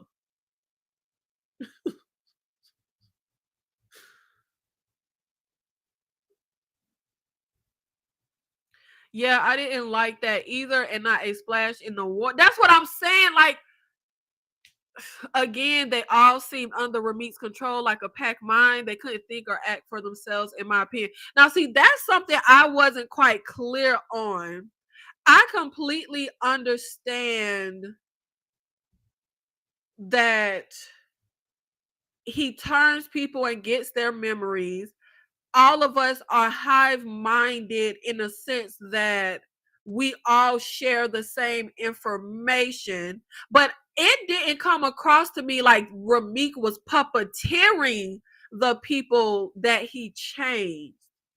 I it didn't come off to me that Meek was controlling them it just came off to me that we're sharing one maybe agenda. Let's all eat these people up.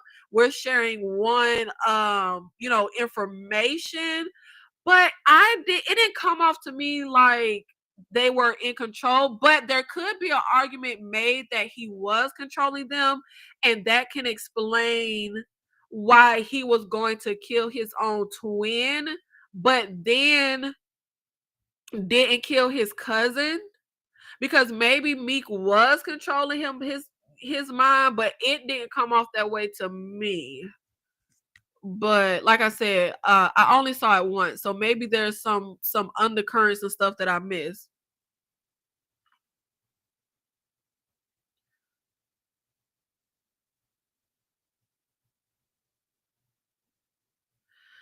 I don't want to just, because see, I never think it's a good idea when I watch a horror movie to just hide. Because when something is determined to get you, it's determined to get you. I don't like the whole, well, let's just wait to, nah, because all they got to do is burn this bitch down, and that solves the problem. Now what y'all, I was with the Asian lady in the sense that we need to fight. Like, we can't just sit around here waiting for daylight, because it reminds me of, did anybody see that movie with Kurt Russell, Poseidon, when they on the ship? And no, not Poseidon. Deep Rising. It was Deep Rising, a creature feature from the 90s, where there's these giant, like huge eel-esque type of creatures swarming around this cruise ship. We're following a group of survivors. They all hole up in this one room. One guy locks them in, and he's like, we'll be safe in here. And they're fighting because one person trying to say, nah, we can't just hide out in here. And he said, no, we safe. We done boarded it up.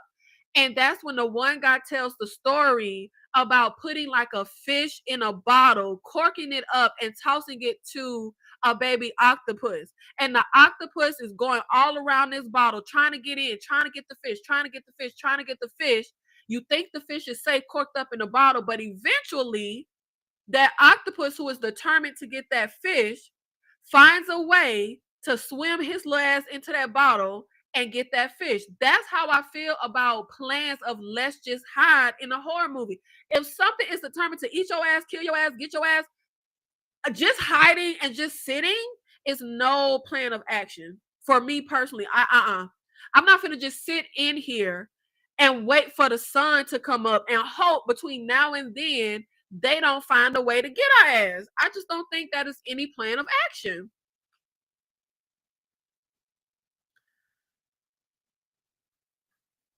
Now, hold on, now, child. They both the same person. How one sexy?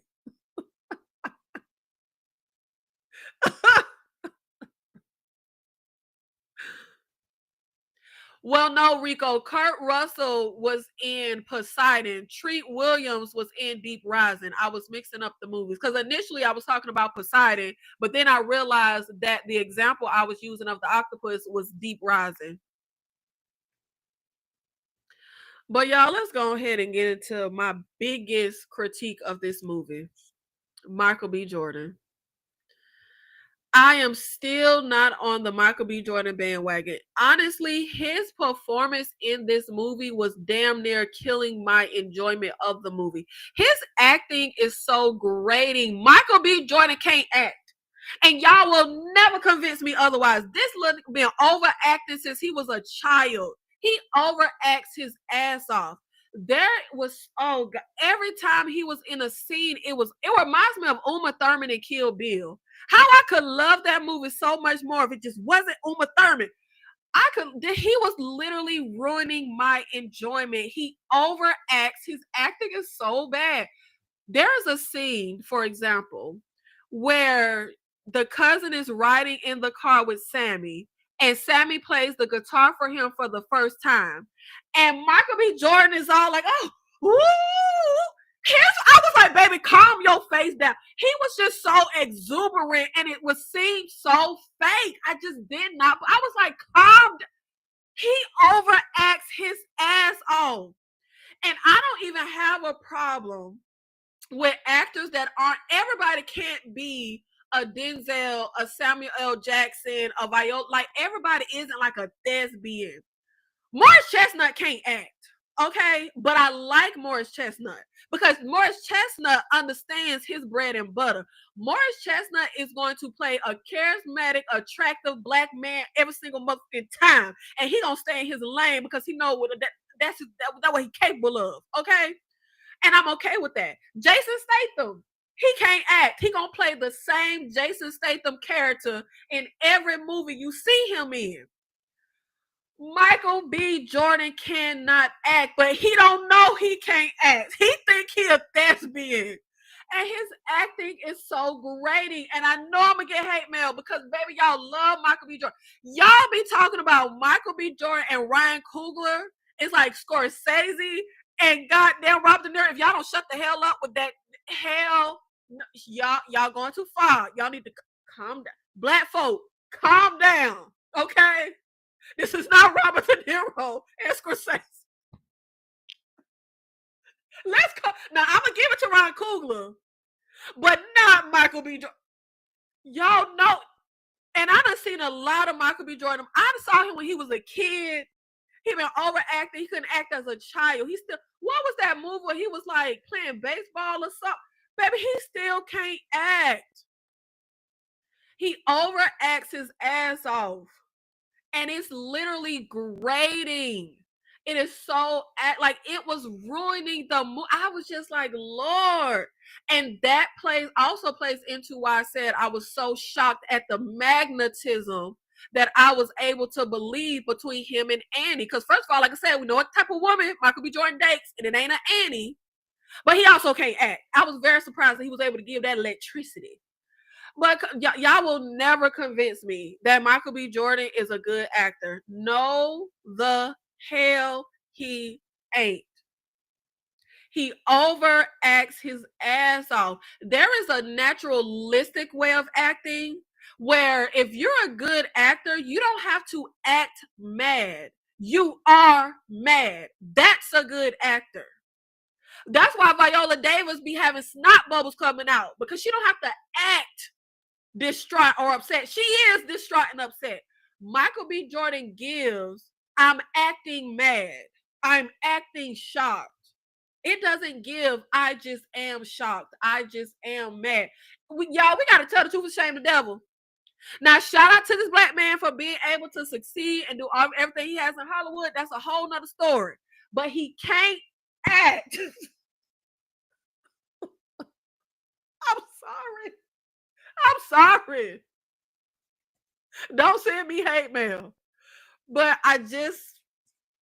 it was literally, Michael B. Jordan is the reason that I gave this movie a 4 out of 5 stars. He took a whole damn motherfucking star because it was literally grating. That scene in the car, that fake ass, woo!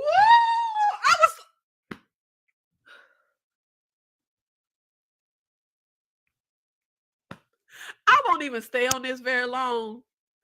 Y'all know where I stand, okay? Whether it was, what else he done played in what he did over. What was that movie on Prime where Lauren London was his pregnant wife? Overacted his come on now, y'all gotta tell the truth and shame the devil. Y'all gotta tell the truth and shame the devil. Don't let the devil follow you home because you're trying to cape for Michael B. Jordan acting. Now, you can cape for him in any way you want. You can say he's fine, you can say he look good. But we got to admit that baby he's not a good actor. He's not a good actor. I'm sorry.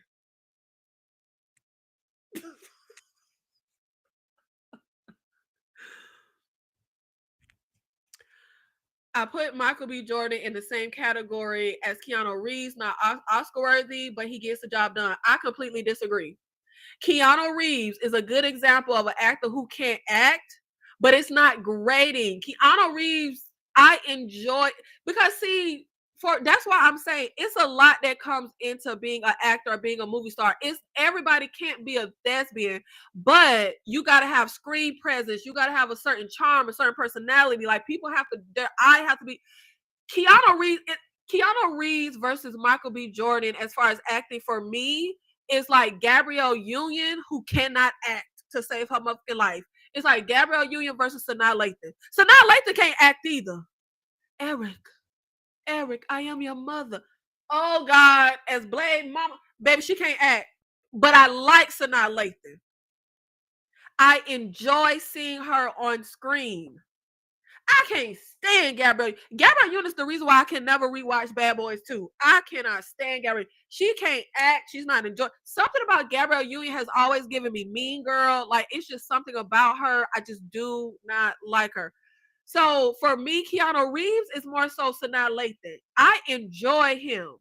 Michael B. Jordan is Gabrielle Union. I cannot stand this little nigga. And you know what? I won't even say I can't stand because there are some. No, I can't stand. Yeah. You know what? Yeah, he in the category of Uma Thurman and Guy Pearce. Michael B. Jordan is in the category of actors that I actively do not like, and they actively ruin movies for me. It just he be overacting, y'all. I be like, baby, I can't. Like, it's so bad. It's so bad. I'm trying. Anakin, you know what? I know that's your man. I know that's y'all man. I know it is. I'm trying. Look, I'm trying to. Let me move to the next slide. Okay, let me just move to the next slide. Let me just move to the next slide.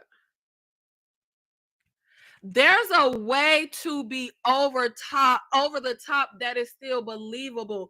Al Pacino in Scarface is over the top as hell, but it's a good motherfucking performance. It's good acting.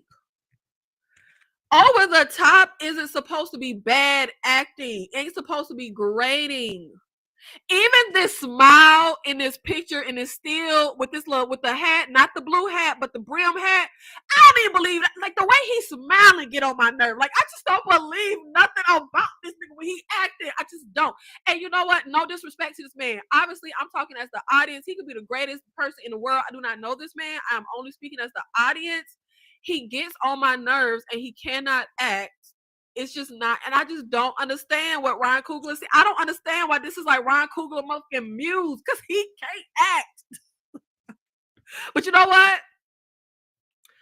He sees something that I don't see, because they are obviously very successful together. Okay? They are obviously very successful.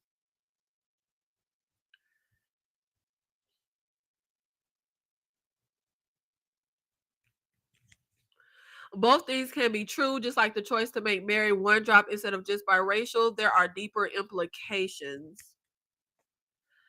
Well, I think that's being biracial and like that's two different. It's two. Was biracial even a thing in the 30s? I gotta fact check that.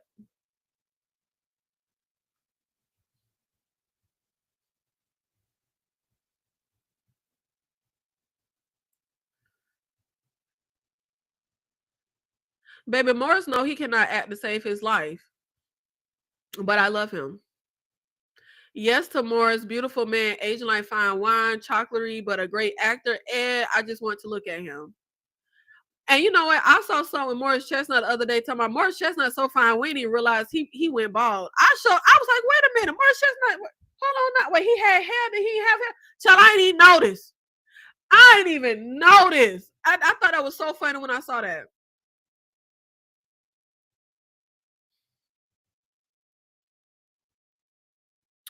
Hey, Slim Jim Longfoot, shout out to you. Thank you so much for being here in the live. I get the opposite. Michael B. Jordan is too laid back at times. And see, that's the thing. He either underacts or he overacts, but it's his overacting that is grating to me. He cannot act, but when he's hamming it up too much, that's when I get very aggravated.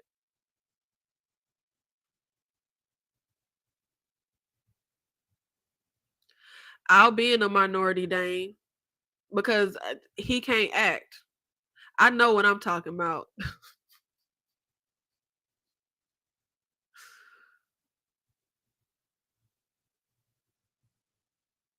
But you know what? Let me get this slide out of here before y'all start sending me death threats.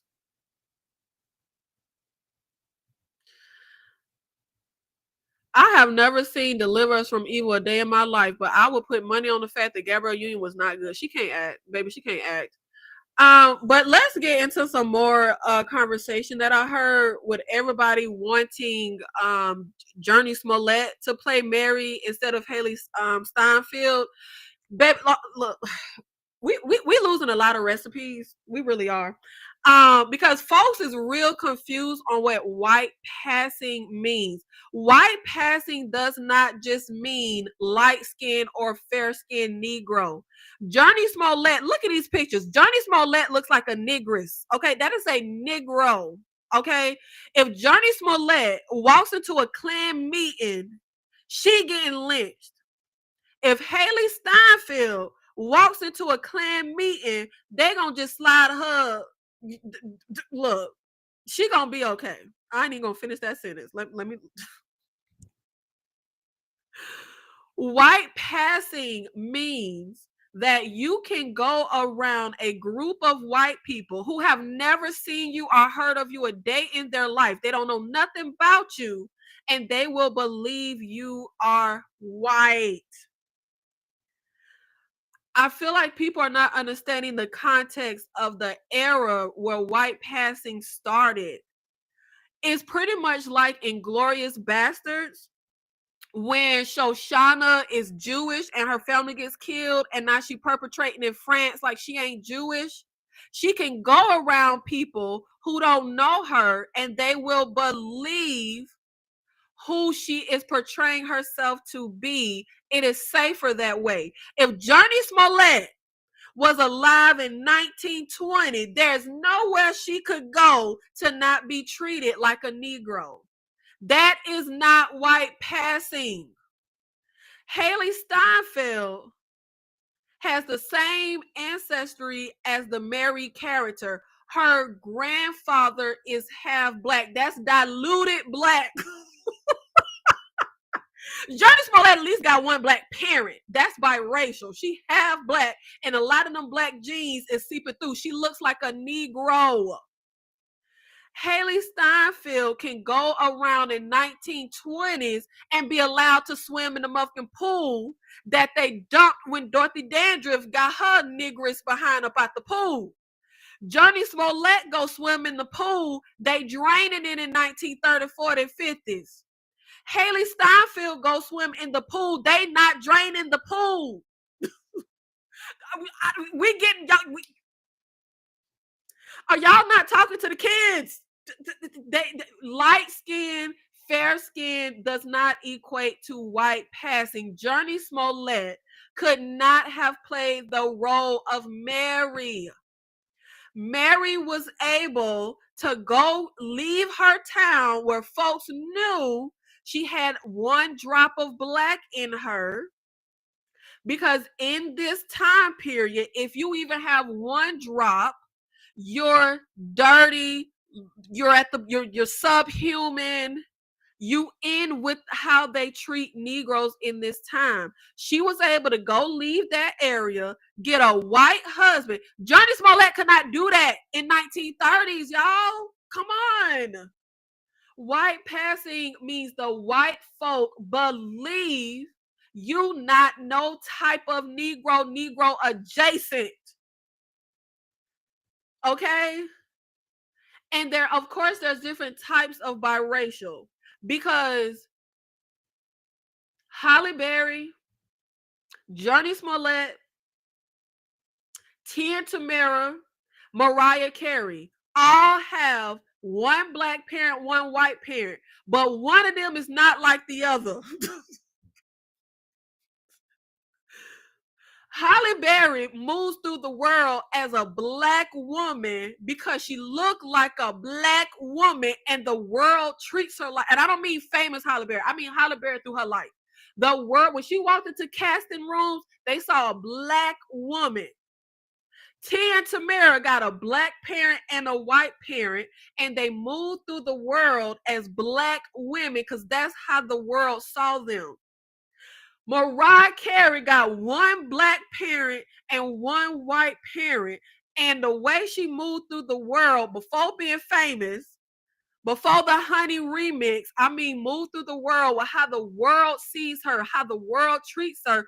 White. She looked like just a white woman. Journey Smollett, one black parent, one white parent. She moved through the, look how you could tell she is a negress. She gets cast in negress roles. Haley Steinfeld could not have been cast in Lovecraft Country. She wouldn't have got ran up out the sundown town. If you get ran up out of sundown town, that is not white passing. It's just not. Like, come on now, y'all. Come on.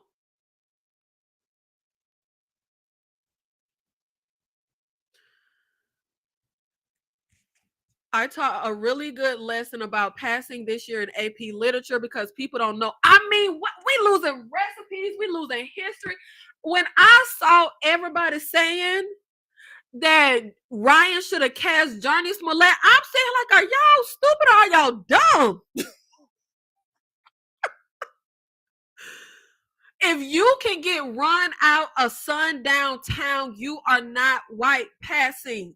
Just because you're fair-skinned negress or light-skinned negress, that is not white passing. Oh my God. Oh God.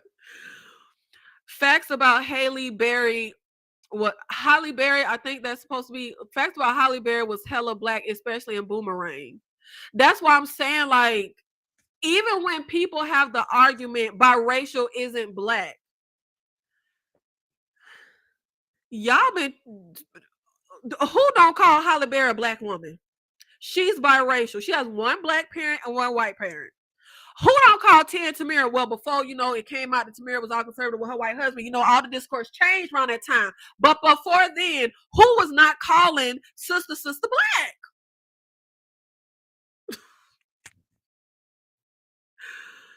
If you walk out into the, and that's the thing, all of this, of course, is constructs that we create. If you walk out into the world and the world don't know nothing about you and you look like a Negro, baby, you're a Negro. Especially the era that Ryan was casting for, 1930s. Johnny Smollett would not have been able to go pretend to be white and get a rich white husband in 1930s. Like, please. Oh my God. Zendaya too, mom is white and daddy black. Yes, Zendaya is mixed biracial, but she is not white passing. Another good one. But I don't really know much about Zendaya. I don't know how she identifies. I don't know if she identifies as a black woman, but I do know I've heard her actively say she only goes out for roles written for white women, so she doesn't take roles away from black women. Also, white passing isn't just a look. It's an intentional deception of denying you're black and pretending to be white. Abso-freaking-lutely, Miriam. And I feel like that is what people are really getting lost in. They're just talking about, oh, look how light-skinned Journey Smollett. It's not about being light-skinned.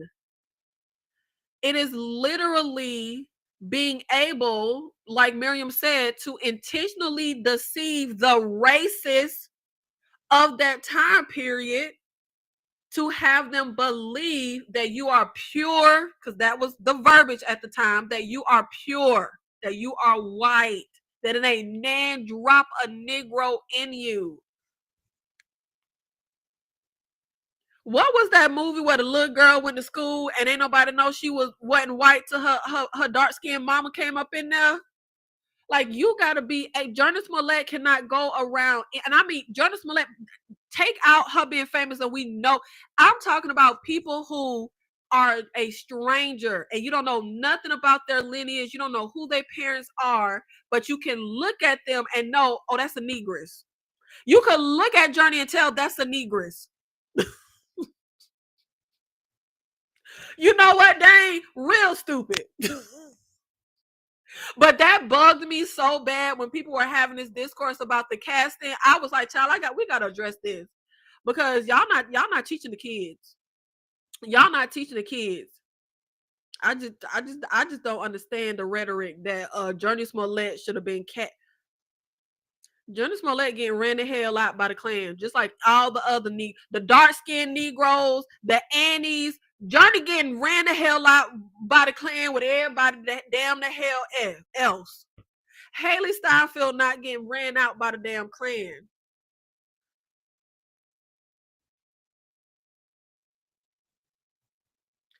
Journey looks like my grandmother, and YT's definitely knew she was a Negro. My grandmother is lighter than Journey Smollett, and they know my grandma was a Negress. And that's why I'm like, it is not about skin color, skin complexion.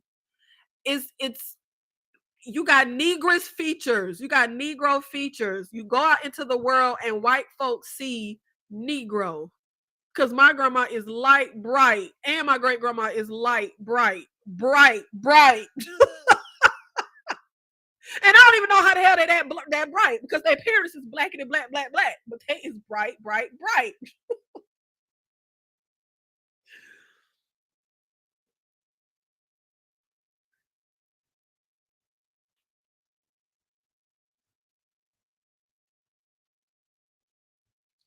Absolutely, very intentional.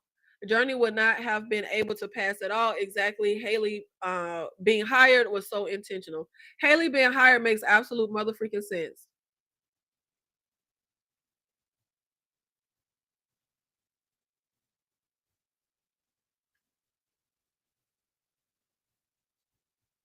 Oh, thank you. Finally, somebody who I'm happy I'm not the only one with a little sense. Hell yeah, can't stand MBJ or his acting, and his voice is so great and annoying.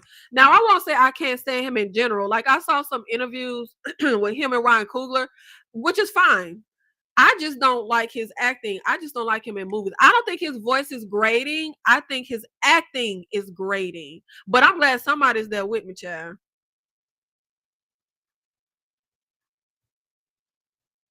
That's what it was called, Imitation of Life. Them Negro features that you cannot hide. Exactly, the danger Mary represents demands that the party.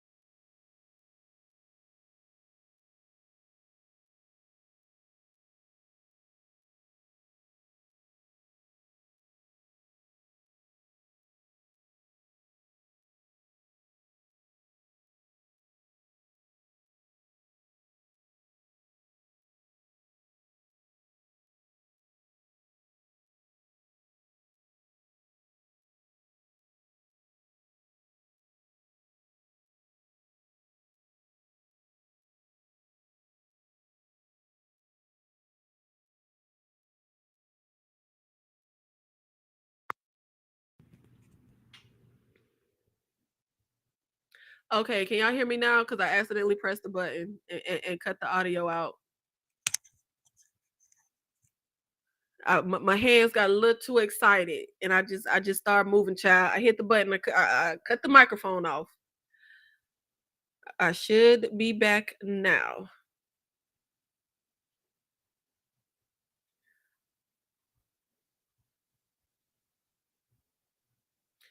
But I just had to educate the kids, and I hope it's just the kids that was confused about.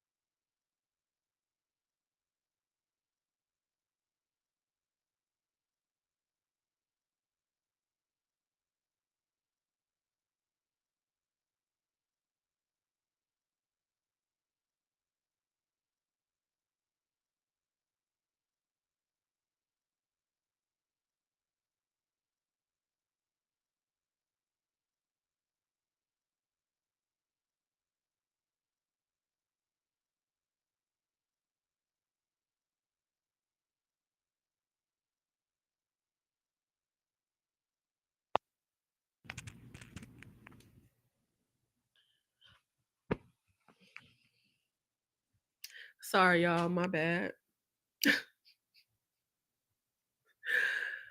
My bad. I keep it. Hey, y'all know what? That my other mic was on its last leg, so I got this new little mic, and it's just button. It's just in such an inconvenient location.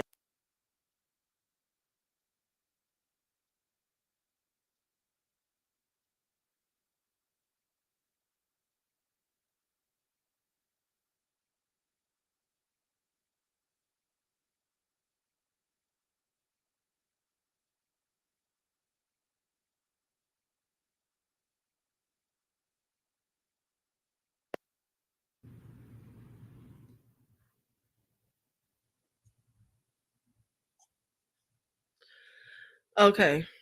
I think we good. The mic is dying, so let me hurry up and yeah, the mic is dying. That's why it keeps cutting out. I thought I was hitting.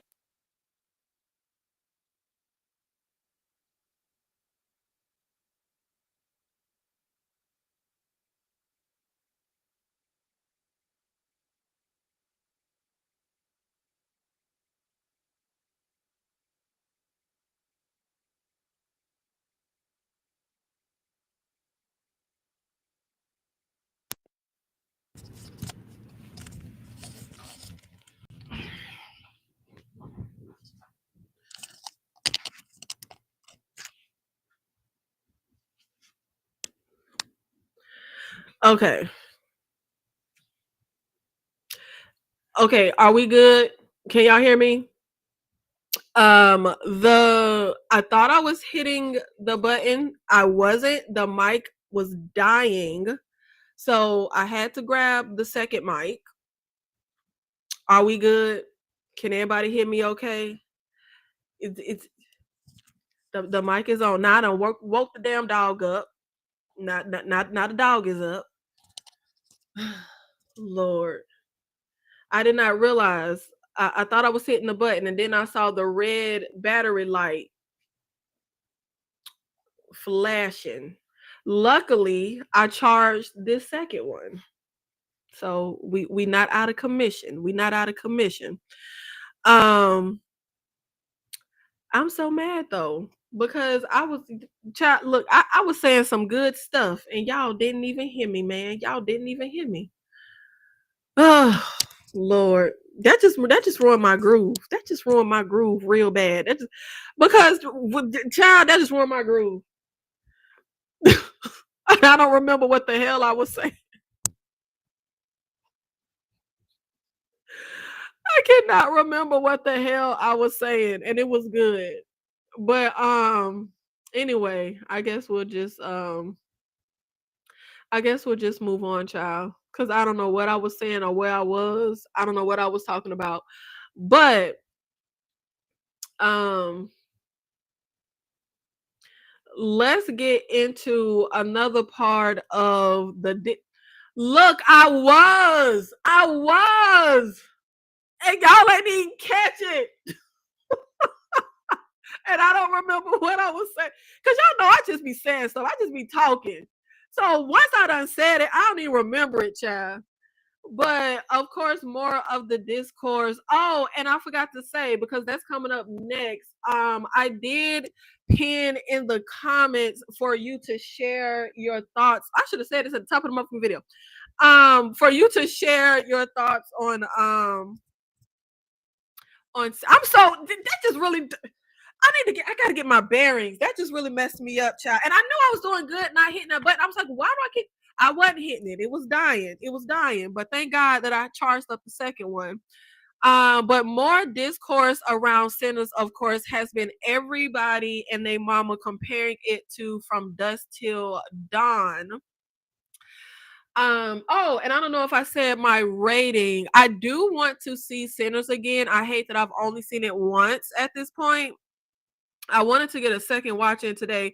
I did give it 4 stars, 4 out of 5 stars. And like I said, I took away a star because of Michael B. Jordan, but honestly, I'm just being exaggerative. There were a few reasons why I only gave it 4 stars. But we do have a poll in the chat. So let's go ahead and see the results. Who do you think did it better, Sinners or From Dusk Till Dawn? We got 35 votes with 94% saying Sinners did it better and 6% saying From Dusk Till Dawn. If you're not scared of the mob, put in the chat if you is that 6%. Now I do think I'm half and half. I think the comparison is ridiculous because they are two vastly different movies, but I do understand why the comparisons happen because they are obviously similar where they both have two crime brothers who unknowingly end up at a place where they are locked in with a group of people fighting off vampires. That essential premise is very obviously the same in both movies, but they are very, very different movies. I will say Ryan Coogler's Sinners is phenomenal. It's phenomenal. Okay. There's so much that I love about it and appreciate about it. And the more I sit with it, the more I like it. But I will say, for the type of audience I am, I wasn't as in love with Sinners until the vampires show up. And that's like an hour and 30 minutes into the movie. That's when I was really like, oh, like I was amped because that's just the type of audience I am. Like I said, I would have preferred if we got that crime of them, that crime story that we heard about of them working for Al Capone. That's just more my speed than the time, than the period piece drama. First of all, I don't like period pieces. It's just not my vibe.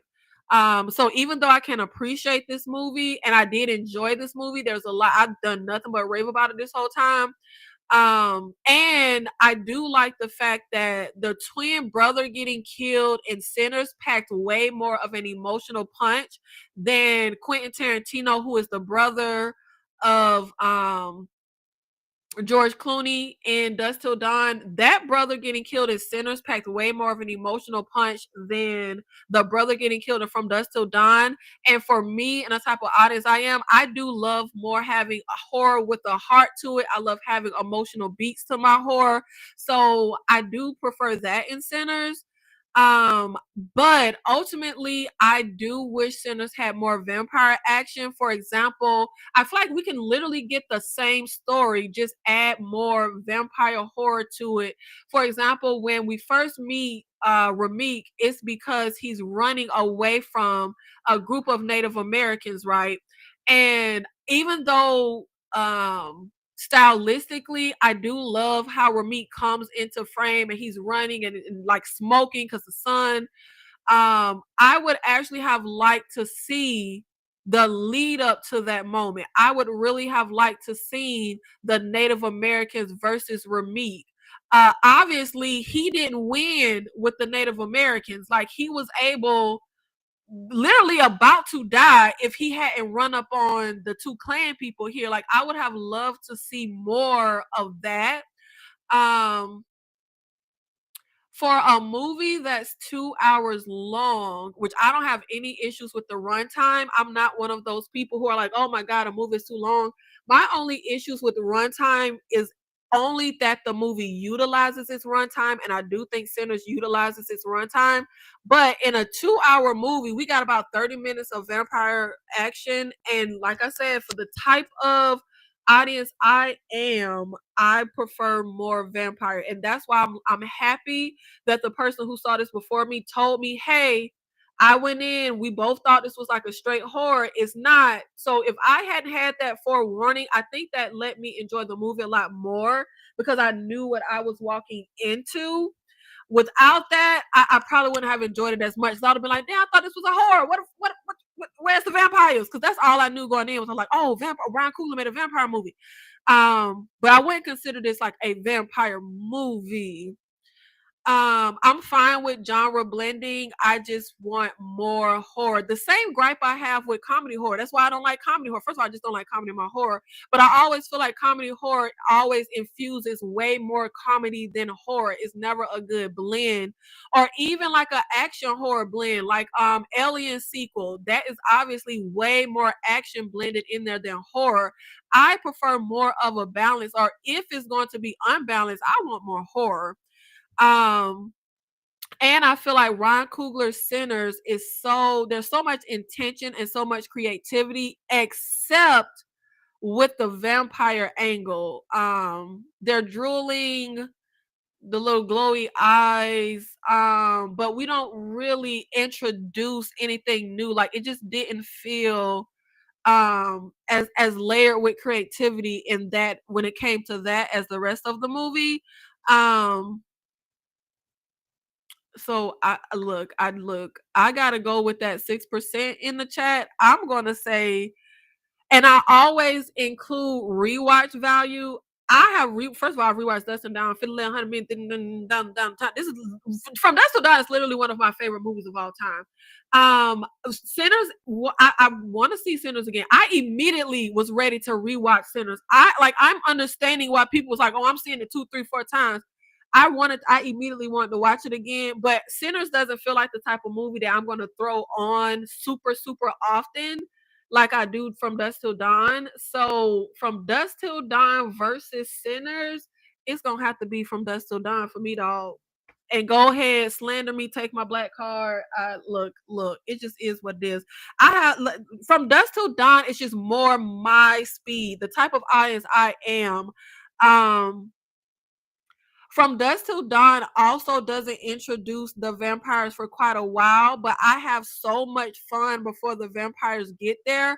Whereas with Sinners, I was appreciating what I was getting, but I cannot say that I was having fun. When Dusk Till Dawn opens in that gas station and we have that, I never said help us, and then they burn the place down. Like I'm having that's just more my speed. That's just more my vibe than Sinners. Sinners is more so one of those movies that is awe-inspiring. I appreciate it. I enjoyed it, but it's just not my speed. It's just not the type of audience I am. So, like I said, it's gonna be from Dusk Till Dawn for me. I think Ryan Coogler wanted to avoid the black trauma trope and minimize violence. I can understand that, but I want violence. And if you and like I said, the story can literally stay exactly the same, but at least let me see the battle between the Native Americans and Ramik before he gets to the clan house. Like at least let me see that. And I feel like that's even a hard decision for me to even say, because like I said, stylistically, I love how that opens with Ramit like running, but I want to see if we're going to blend genres, I just want to see a more balanced blend. I want to see more vampire horror.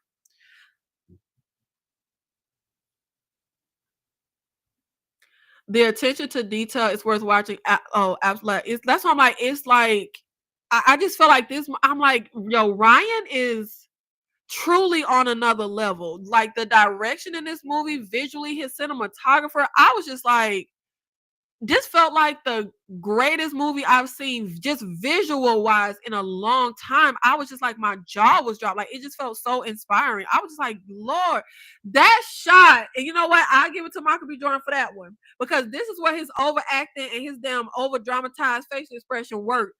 That shot of Smoke holding Sammy after the vampires burn up and then that shot is just so fucking good. That's cinema. Like that is cinema.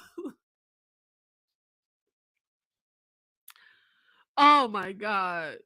I just Lord, it's just, but yeah, like I said, the comparisons we really just can't compare. But just the initial just two brothers, crime. And like I said, I wanted more of that too. If we could have actually seen, if we would have picked up from the brothers in Chicago doing that heist, working for Al Capone, then they come down here.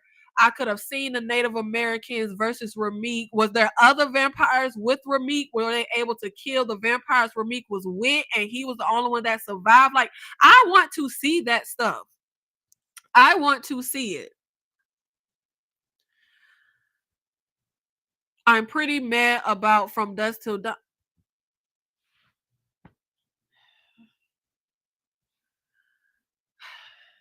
I just lost a lot of respect for you, Anakin. See, man, I thought we was better than this.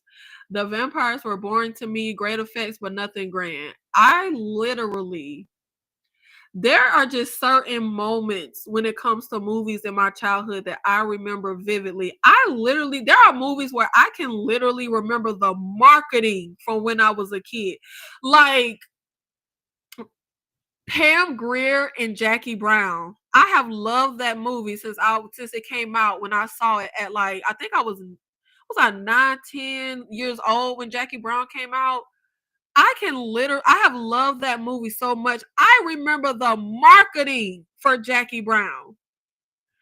And From Dusk Till Dawn is I vividly remember going to the movies with my mother to see From Dusk Till Dawn and thinking it was the greatest thing I'd ever seen in my life. And I still love it to this. I am so obsessed with From Dusk Till Dawn. That is my movie. Has all the effects like aged well visually? No. But I have so much fun with that movie. I love it. That is literally like that movie is my childhood. Like that is one of my favorite movies ever of all time. I love From Dusk Till Dawn. Obsessed. From Dusk Till Dawn seemed cheesy and gorish. I couldn't take it seriously. It's not meant to be taken seriously. It's B movie, cheesy, gore, horror. B horror movie. Yes, that's the vibes. That's the vibes. I felt like the clan should have entered the juke and Stack and Mary fight, then Smoke picked them off as they ran out. I felt the clan should have entered the juke and Stack and Mary fight, then Smoke picked them off as they ran out. I definitely question if the clan wanted to kill us, why did they wait until morning? But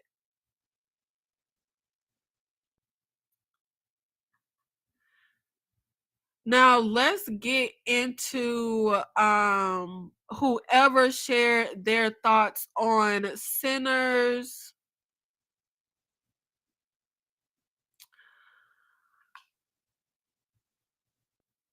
We have Her Real Review.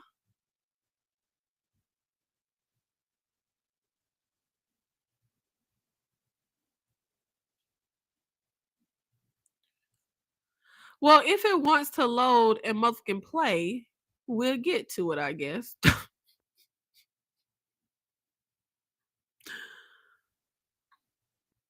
Oh Lord, why is this doing? First my microphone. Nah, this don't want to load. What are we doing? Well, come on now. Come on now.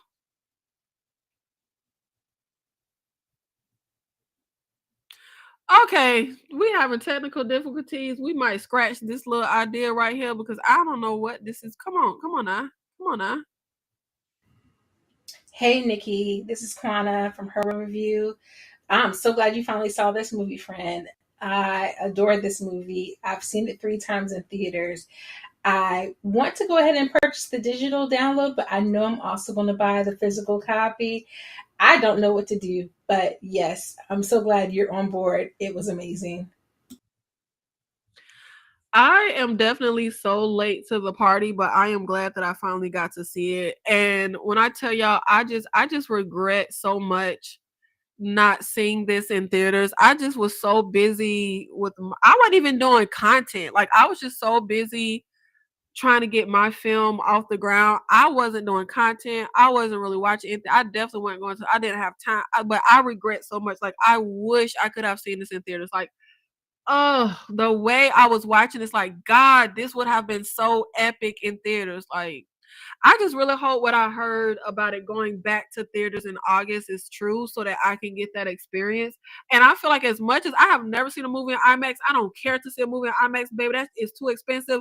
I would pay to see this in IMAX. Like, I'm so bummed out that I missed it. Oh, I'm so bummed out. But yes, the hype was real. I definitely understand, like, and I mean, to go all this time still have, and I just saw this yesterday, having everybody, I was just like, oh God, because the way people be loving to hype stuff up, and then it just be like shallow and even all that. Yeah, this was all that. This was all that. Absolutely. I can absolutely understand why everybody and their mama was going crazy over this movie. Apparently, there's going to be a physical DVD release of Sinners. My elder millennial heart is so happy. When I tell you they piss me off when some stuff just doesn't get released on physical media, but I will absolutely buy Sinners. And I want them to even go, oh man, give me some of them behind the scenes, give me some bloopers, give me some making of, give me everything.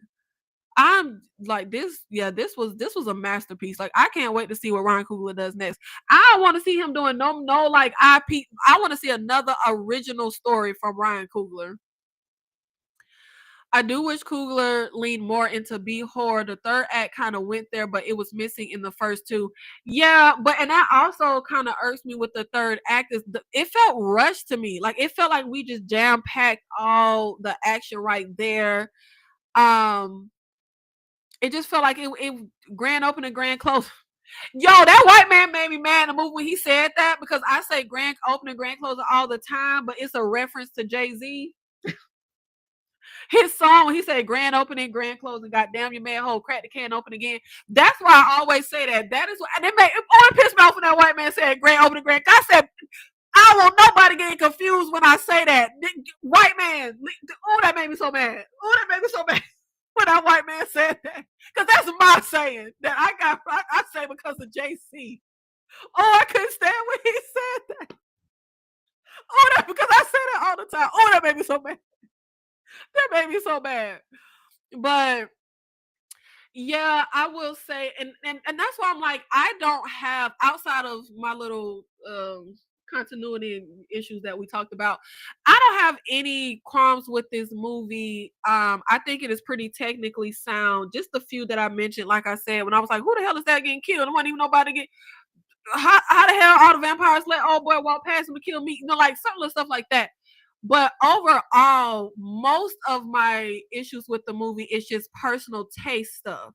So yeah, I agree. I wish I like the genre blending, but as a person who isn't big on period, I wish we got more horror blended in. I thought the pacing was really good, except it felt like all the action was just jam packed in the end, and it felt just rushed through. Especially like that sequence I was talking about when Grace gets burnt up. Those quick cuts, that action we was getting shot there. I was just like, man, let us sit in this moment. Like, we sat and everything felt so deliberate when you were, you know, building this world and constructing the relationships between these characters and laying all of, like, we spent so much time doing that. Let us spend time when the action pop off and the horror gets here. Like, let us really sit in these moments. I don't care if it would have been give me a 3-hour version of Sinners where I get to see the Native Americans versus Meek, and I get to see Stack and Smoke in Chicago running with Al Capone, doing a heist to take the Irish whiskey and the ginger beer, whatever the hell it was, and give me more horror woven in. Don't rush that sequence. I would be here for a 3-hour version of this movie that included all of that. I would absolutely sit down and watch that 100%. Because that's why I'm like, I don't have real structural issues with the movie. It's just stuff that was missing that I wish I got. But that, like I said, that's just the type of audience I am. I just want a certain thing when I'm looking at a movie. Because I was so annoyed just hearing about buddies running with Al Capone. I think I want to see that. I want to see them running with motherfucking Al Capone. I don't want to hear them talk about that. Oh, that really, I was just so frustrated. I was so frustrated.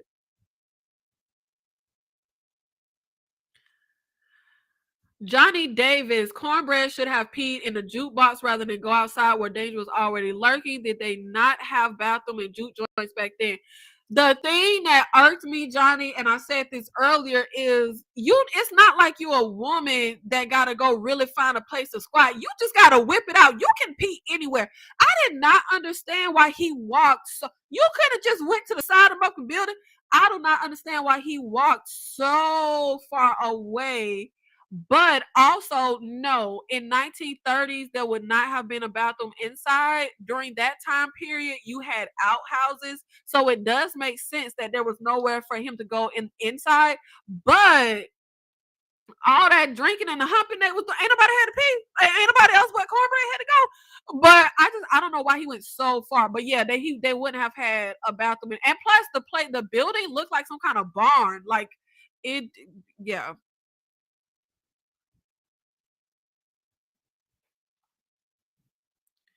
I love to see Coogler's take on Afrofuturism, but I think that's in here though. Like that, I absolutely think it is. And I read a really great article about Ryan Coogler's Sinners and black horror, and they're calling it like a black horror renaissance. I hate that, but the Afrofuturism that's melded in there. But I just can't wait to see what is the next. I just really want to see an original project from him, because like I said, Ryan Coogler is like a J.J. Abrams for me. I appreciate him, but he doesn't make stuff for me. I'm not the audience for it. But if Ryan Coogler make more stuff like Sinners and like make more original content, that could change. Because like a Creed is not my bag. I'm not big on the Rocky franchise in general. I really just like the one with the Russian. Comic book movies are not my bag. I went to see Black Panther only because for black folks that was like a motherfucking event. I ain't caring about no motherfucking comic book movie. I just went because it was black folk. We was dressing up. We was dressing down for Black Panther was an event. But he doesn't really do movies that are like my bag, my taste. But he's one of those people that I respect. And like I said, he has some really great short films he did in college that I've seen. But if he makes more original content, I feel like he would move into the realm of the people that I love nowadays. Like I guess he also didn't fully do 100% original stuff. I was finna say like a Fede Alvarez, but he also did Evil Dead, and Alien, but also like a Coralie Farjah. Like when I think of my current favorite directors, I wouldn't name Ryan Coogler, but it's just because he doesn't make movies that really appeal to me. But if he does some more original content, that could change. That could very well absolutely change. Did you hear that Warner Brothers is trying to make a Sinners 2 without Ryan? I'm always really confused on how stuff like that works. Like, do you not own, and of course we all heard the hoopla around the deal he has, but just in general, do creators not own like the intellectual property? Like anytime we get like a remake of a movie, a sequel, and the original creators I'm always confused on how people are able to pull that off. Even when we got the American remake of Speak No Evil, I could have sworn I read that original filmmaker was upset about that. How can people just take your idea and create something with it? But presumably I'm guessing Warner Brothers, of course we know the deal he made, but I don't know if that includes like the intellectual property of being able to do a sequel. But I would say as money hungry as studios are, because they love a sequel, because they love to capitalize, and I know I specifically saw Ryan Coogler say this is a one and done. I don't think they would not have the good sense to know that this is successful because of Ryan. Um I don't know. I have to check the validity of that. I can see them trying to pressure Ryan to do a sequel. I can see them trying to throw a lot of money at Ryan to do a sequel, but I just cannot see them doing a sequel without him, because he is obviously the magic behind Sinners. And I absolutely Do not see Michael B. Jordan signing up to be a part of a sequel that Ryan is not a part of. Oh, heck. No, I would never put that on that brother. I would never think he would do that. As much as I just went on my rant about Michael B. Jordan, that man would not. There's no way. And I don't see how you would have a sequel without. Yeah. I would have to really delve into the validity of that.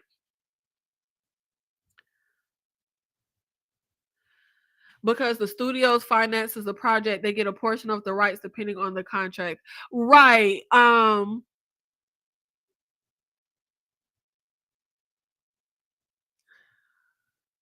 Because I know I have always said, like, all the stuff, when I was growing up, when I used to love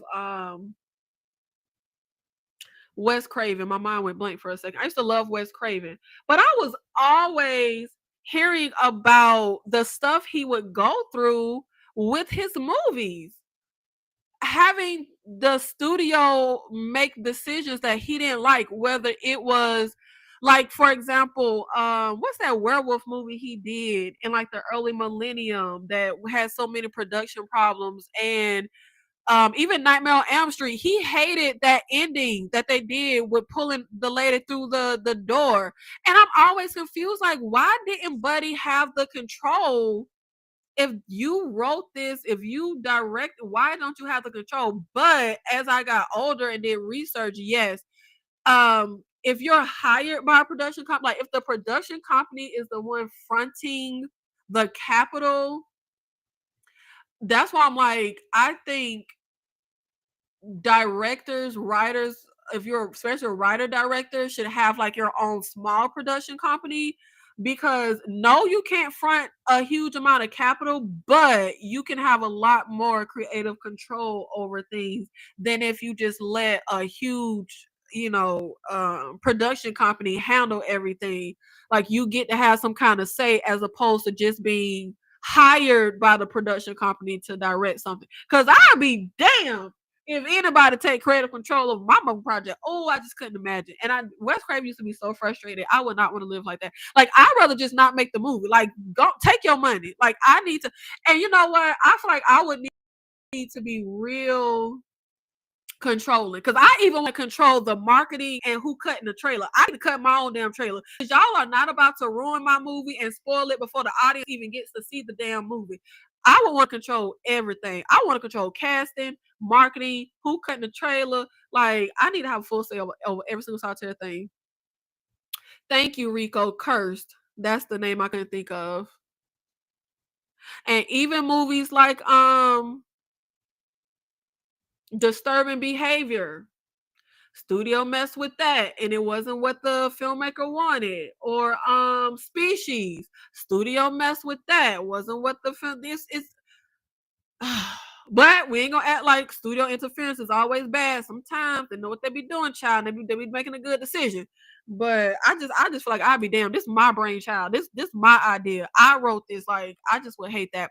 But thank you guys so much for being here for the Sinners conversation. I'm late to the party because I was working on my short film, but I am so elated that I finally got to see it. And for once, the hype is real. We do have some more content coming up this week. I was supposed to go live yesterday to do one of my everything I watched this month videos that I usually do sporadically. I was going to go through everything I watched in the month of May, because no, I haven't been able to get to the movies, but I have been able to get some good first time watches in. I saw Django Unchained for the first time. Oh, I've been trying to hold up. Y'all know Quentin Tarantino. I love him. Like, that's my favorite writer director. That's one of my favorite filmmakers. But I always avoided Django Unchained because I didn't want to see nothing with slavery. But I just finally was like, you know what? Let me see this movie. So I'm debating if I'm going to just move that to another day, or if I am just going to wait until July and just do a meld of everything I watched in May and June. I don't know. I'm still trying to think. But tomorrow I will be going live at 7:45 to do a live to just thank everybody, thank the community for making my first live fundraiser for my short film such a success. Like, I appreciate it so much. So I wanted to just do a live to say thank you to everyone, give you some production updates. We have a lot of really exciting things that have happened and transpired since we did that live fundraiser. And just the fact that we was hitting the goal so fast, hit the goal in 5 minutes, hit the goal in 20 minutes, I just want to go live to just show appreciation, just thank everybody. And then the next fundraising venture I am doing for my short horror film Apples. If you are not aware, I am currently writing, directing, producing my first short horror film Apples, which is a horror reimagining of the story of Adam, Eve, and the Forbidden Apple. So the next fundraising venture will be me finally giving you guys. Remember when y'all had me watch goddamn Juice for the first time? And we did that watch along, and I said, okay, it wasn't that bad. Maybe I'll start watching hood movies because y'all know that ain't my bag. And I never did. Because honestly, I was like, why the hell did I tell them people I was going to start watching hood movies? I don't want to see no motherfucking hood movies. But the next fundraising venture will be next Saturday afternoon. I will be doing my first time watching hood movies marathon. We are going to get into some first time hood watches for me. And let me go ahead and get y'all the lineup for the hood movie marathon. We are going to be starting with Into Deep. That's going to be the first movie we watch. Now, Into Deep isn't necessarily a true first time watch, but I think it'll be a good one to start off with because I saw it when I was a kid one time and I really don't remember anything except the pool table scene. So it'll feel like a first time watch for me. So we're going to start with Into Deep, and the goal is either 5 super chat goal, go to the GoFundMe or the Cash App, but $5 super chat or whichever avenue you donate, but the goal is $25 per movie to move to the next movie. So if we get $25 during Into Deep, I'll move to the next movie, then the next movie, then the next movie, and so on and so forth. And of course, if you're feeling generous, we can go even higher, but that's just like the baseline goal for this fundraiser. And the movies will include Into Deep, Paid. Now, everything else I'm finna name, I haven't seen. Paid in Full, Baby Boy, 187, Set It Off, Above the Rim, Ghost Dog, Menace to Society, Dead Presidents, and Fresh. Now, Fresh, I did see as a kid, but I don't remember anything about that movie. And we're going to start with Into Deep, and then I will put like a poll in the chat for whichever movie you guys want to go to next. So the only thing I know I'm going to see is Into Deep, and then I'll just do a poll each time we move on to another movie. You're a brave one. A marathon is a lot. All critical. Oh, critical. Trust me. But trust me. First of all, having to sit through motherfucking hood movies, that is not my bag. That is not my bag. But I wanted to think of something like fun, something that the audience will be engaged with, something to just stir up more fundraising for my short film. Because we did amazing with the first fundraiser, but we ain't even close to what I need to complete this film. So I was just trying to think of like something that people would really be into. So I was like, you know what? I'm always getting asked about, I haven't seen the hood movies. So I thought doing a marathon watch would be fun. The first marathon watch I did, which was with Tyra and crew for Leprechaun, was really successful. So I was like, you know what? It seems like they like a movie marathon setup. So I was like, well, let me do the hood movie marathon. So, Lord, I am scared. Like, if each movie we make it to, what movie the audience is going to pick for me to watch, because I don't know. I kind of don't even really want. In some of these movies, like Ghost Dog, that I'm like, that seems interesting. I don't think I've ever seen Forrest Whitaker play a role like that. I don't want to see no motherfucking baby boys. I don't want to see no motherfucking Paid in Full. I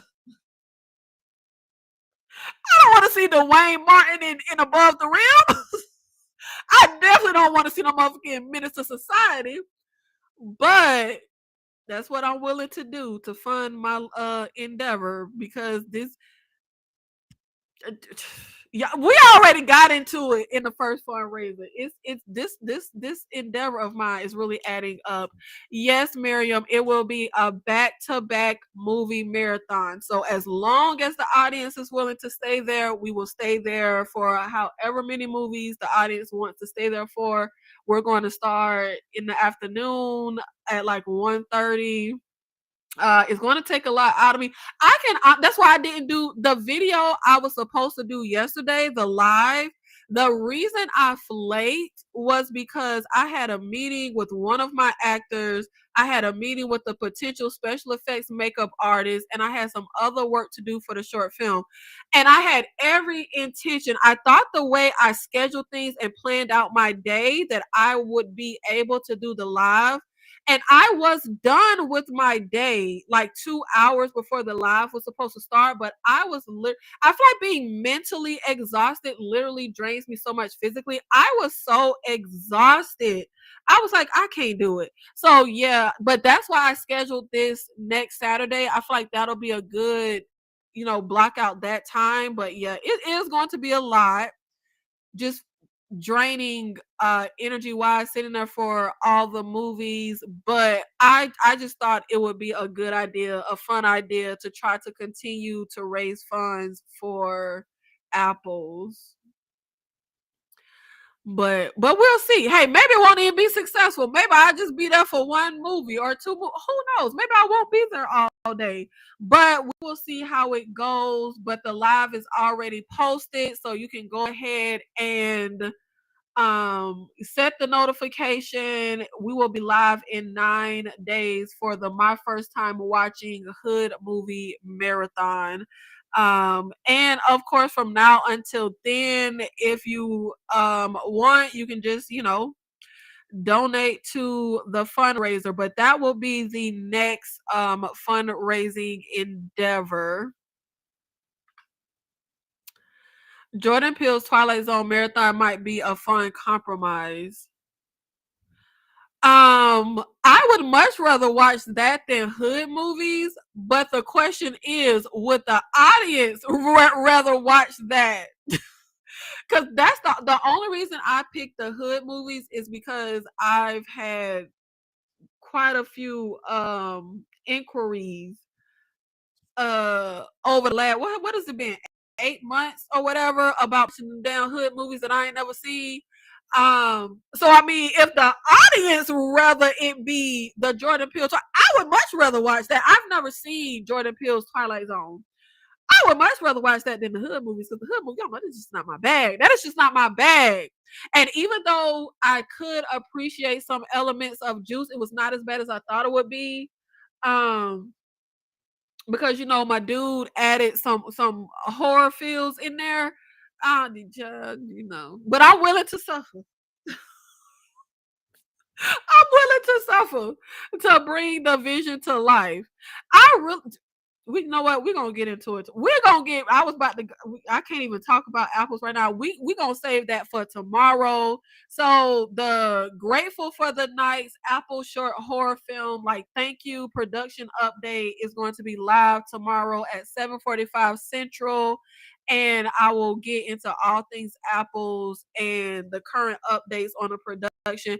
I'm literally so excited. After we did our first on location rehearsal, and I got the footage from my DP. When I tell y'all, I'm so excited. I want to show everybody their mama this footage, but I can't do that. I ain't even showing my mama. Like, I'm not showing anybody because I want everybody to just watch the movie fresh. But I'm so excited. I was looking at that footage and I was just like, This a real movie. Like, I feel like that sounds crazy, but like, this look like this motherfucker look like a real movie. This look like a real movie. I was like, oh, this look real. This look legit. But we're going to get into some stuff without like spoiling anything, just some production updates and just a live, just to say thank you, just to check in with everybody, because I really, really do appreciate everybody who donated, whether it was $5, whether it was $100, whether it was $50. Super, super, super helpful. That is literally why I'm even having a discussion. I have a regular makeup artist and I have a special effects makeup artist, and it is literally because of the donations that I was able to fundraise that I'm like, oh, I can hire this person now.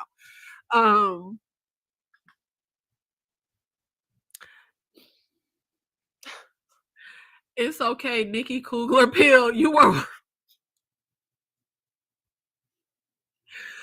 It's Nikki Tarantino. It's Nikki Tarantino. That's what my auntie be calling me.